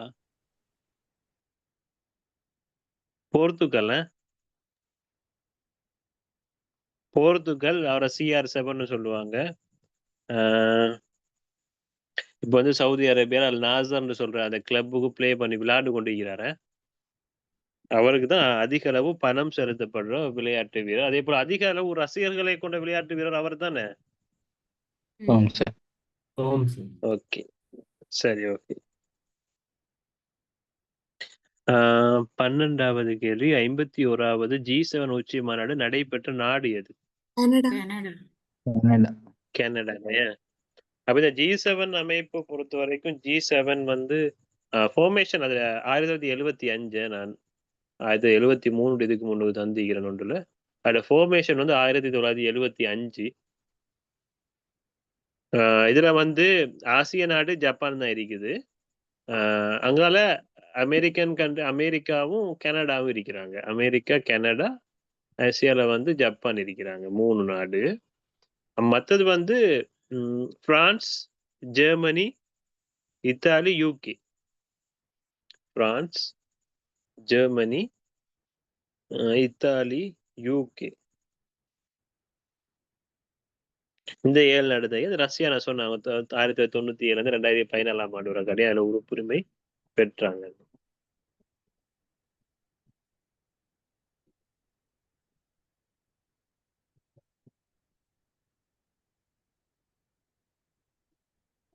ஓகே. 13வது கேள்வி பாருங்க. முதலாவது டெஸ்ட் சாம்பியன்ஷிப் கோப்பை வென்ற நாடு எது? நியூசிலாந்து.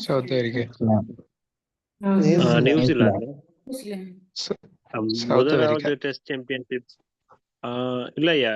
முதலாவது டெஸ்ட் சாம்பியன்ஷிப் கோப்பை வென்றது நியூசிலாந்து. சரியா?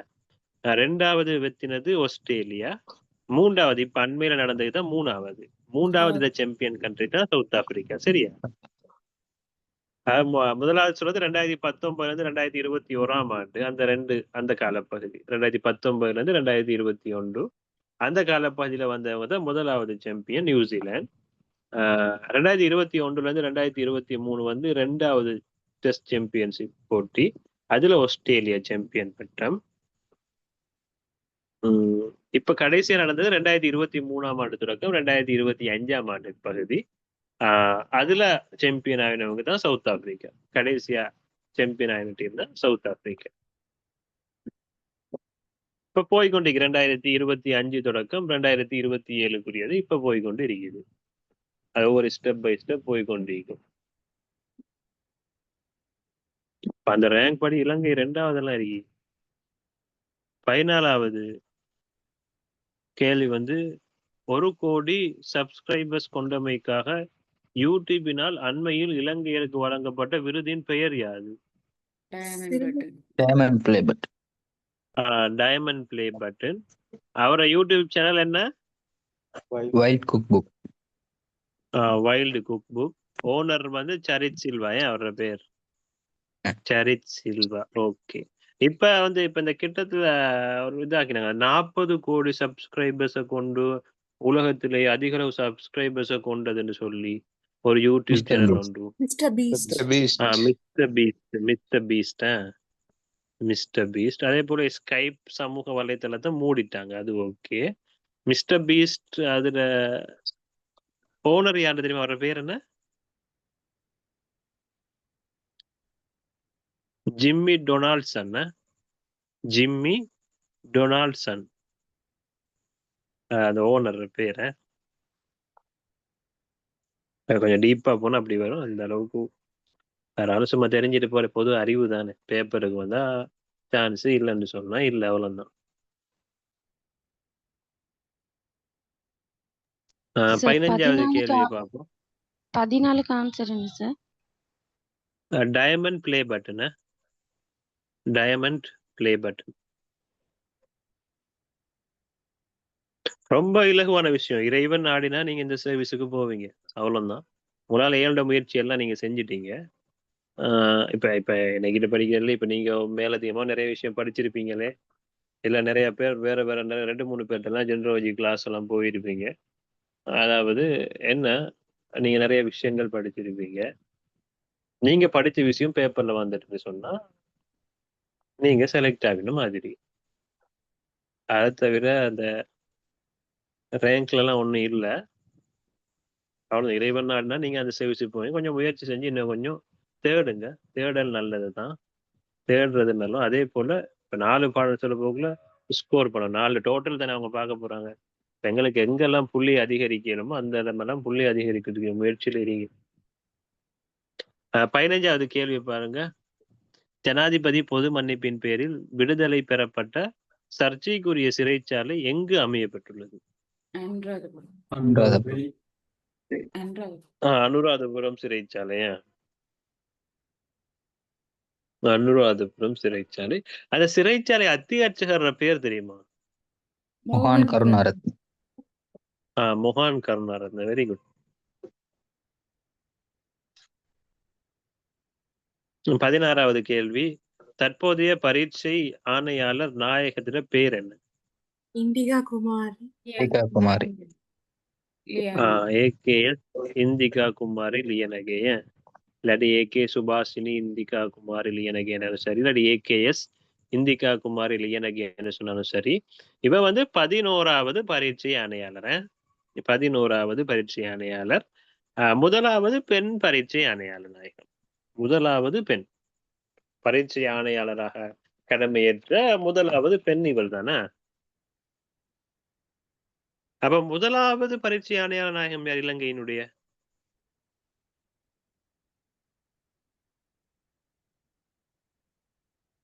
இந்த கேள்வி உங்களுக்கு வராது. தற்போதைய பரீட்சை ஆணையாளர் யாண்டு உங்களுக்கு கேள்வி வராது. அவங்களோட எட்மிஷன்லயே அவங்களோட பேர் இருக்கும். புஷ்பகுமார். முதலாவது எல்எல்கே குணத்துங்க.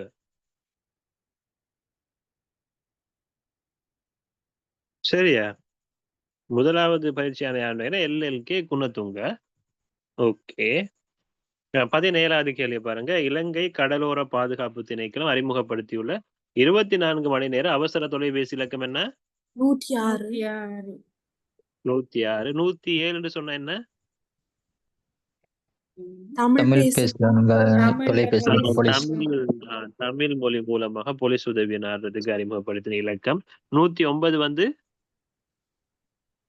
சிறுவர் மற்றும் பெண்கள் வெரி குட் சிறுவர் மற்றும் பெண்கள் தொடர்பான அவசர தொலைபேசி இலக்கம் 109. அதுல 19 29 சொல்றது சிறுவர் தொடர்பான தொலைபேசி இலக்கம். 19 38 சொல்றது பெண்கள் தொடர்பான தொலைபேசி இலக்கம். இந்த 109 சொல்றது சிறுவர் மற்றும் பெண்கள் அப்படி 2 பேருக்கும் பொதுவாக. ஓகே. 18வது சிங்கப்பூர் நாட்டின் பிரதமரது பெயர் என்ன? லாரன்ஸ் வாங். லாரன்ஸ் வாங். ஓகே.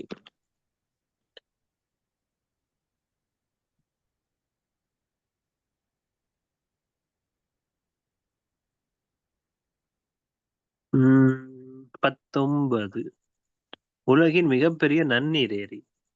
மரியானா அலி. சுப்பீரியர். சுப்பீரியர். மரியானா அகழி வந்து அது எப்படி சொல்றது? மரியானா அகழிக்கு எப்படி கேள்வி வரணும்? உலகில் ஆழமான ஆழமான பகுதி. உலகின் ஆழமான பகுதி அது. ஓகே. இது வந்து இது நன்னீர் ஏரி. நன்னீர் ஏரின்னு சொல்ல போக சுப்பீரியர் ஏரி.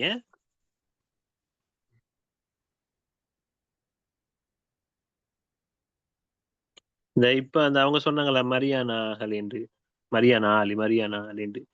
இந்த மாதிரி தான் இந்த தடுமாற்றம் தான் உங்களுக்கு அந்த எக்ஸாம் ஹால்ல வர தடுமாற்றம். சரியா? ரொம்ப கவனமா இருங்க. சுப்பீரியர் ஏரி.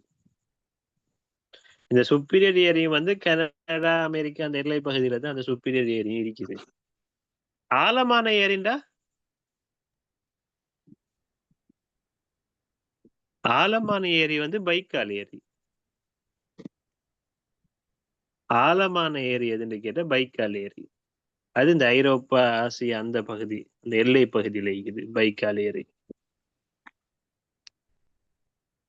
20வது கேள்வி வந்து செயற்கை நுண்ணறிவு ஆலோசனை குழு உறுப்பினர்கள் எத்தனை? 13. 10 உறுப்பினர்கள். டூரிசம் அட்வைசரி கமிட்டில தான் 13 பேரா? செயற்கை நுண்ணறிவு ஆலோசனை குழுவுல 10 உறுப்பினர்கள் தான். இந்த டூரிசம் அட்வைசரி கமிட்டி இது சுற்றுலா ஆலோசனை ஆணைக்குழு அதுலதான் 13 உறுப்பினர்கள். 21வது கேள்வி நிலவுகளின் அரசன் என அழைக்கப்படும் கோள் சனி. சனி. வளையத்தை கொண்ட கோள்னு சொல்லுவாங்க சனிக்க. வளையத்தை கொண்ட கோள்னு சொல்லுவாங்க சனிக்கு. அடுத்தது அதிக அளவு துணைக்கோள்களை கொண்ட கோளும் அதுதான். அதிக அளவு துணைக்கோள்களை கொண்ட கோளும் சனி தான். இப்போ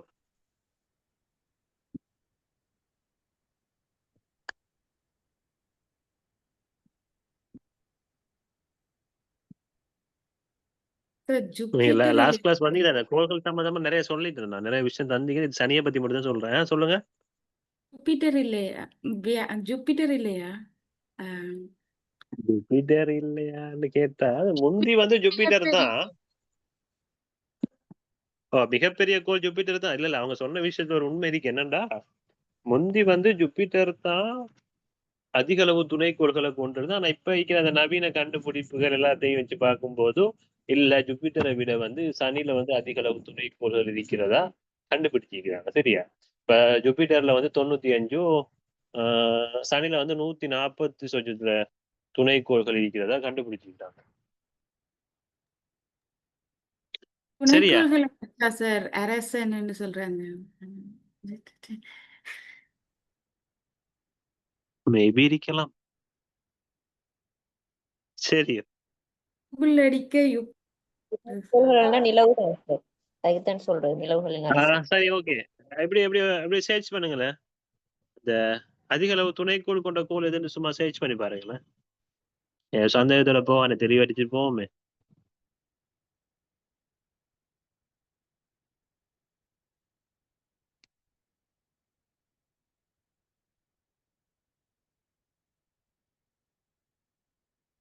எது காட்டுது? எத்தனை காட்டுது? அதே சொல்லுங்க.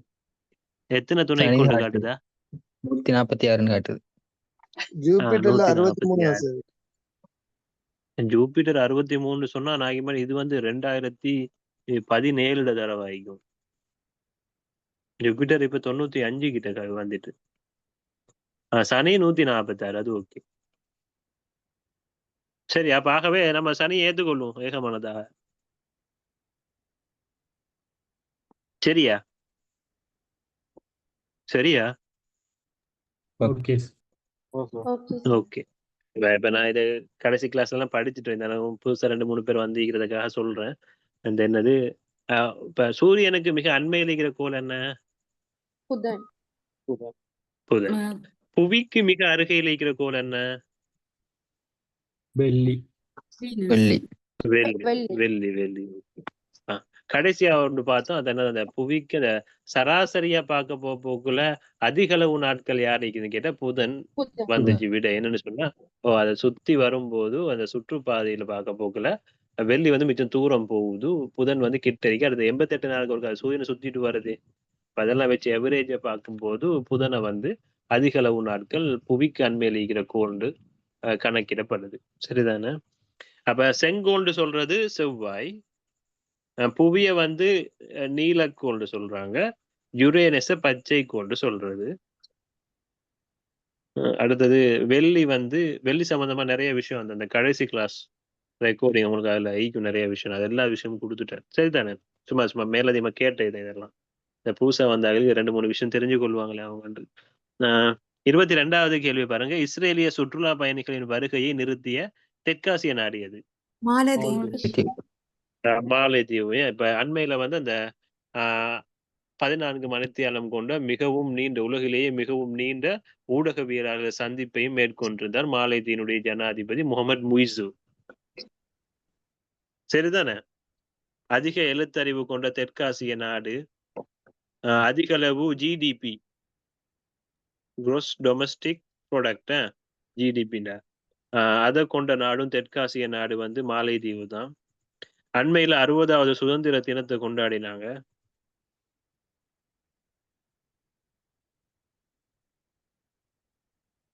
ஆஹ் 23வது கேள்வி வந்து, அண்மைய பொருளாதார பிரச்சனை காரணமாக நஷ்டத்தை எதிர்கொண்ட அரச வங்கி எது?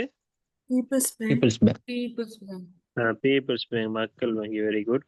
ஐக்கிய நாடுகள் தாபனத்துல இலங்கைக்கான பிராந்திய அலுவலகம் கொழும்புல எந்த பகுதியில் இருக்குது? Colombo 7. Colombo 7. Okay, very good. Colombo 7ல தான் முக்கியமான இந்த BMICH இப்ப நான் அந்த உள்நாட்டு அலுவல்கள் அமைச்சு சுதந்திர சதுக்கம் இது எல்லாமே கொழும்பு 7 தானே? ஓகே.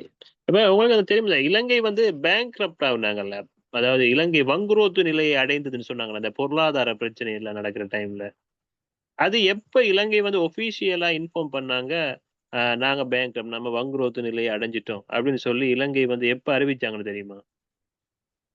இலங்கை எப்ப அந்த வங்குரோத்து நிலையை அடைந்ததுன்னு தெரியுமா? இங்கிலீஷ்ல சொல்லுவாங்க பேங்க்ரப்ட்னு சொல்லுவாங்கல்ல, பேங்க்ரப்ட். அது எப்பன்னு சொன்னா இலங்கை வங்குரோத்து நிலையை அடைஞ்சு வந்து 2022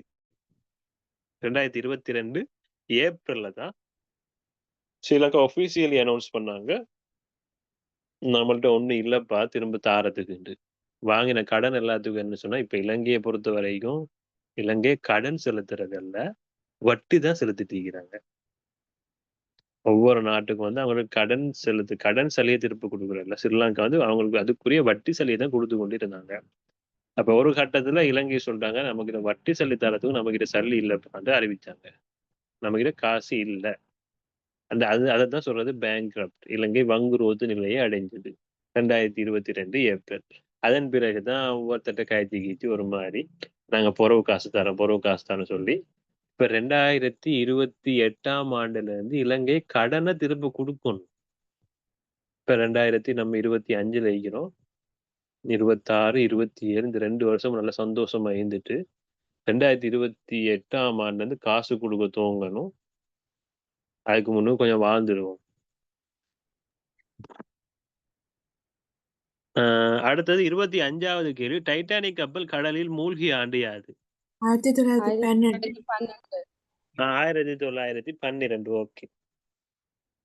அப்ப டைட்டானிக் திரைப்படம் எப்போ வந்துச்சு? 1999. 1997. 1997. Very good. அதுல தயாரிப்பாளர் வந்து ஜேம்ஸ் கேமரோன். படத்துல தயாரிப்பாளர் வந்து ஜேம்ஸ்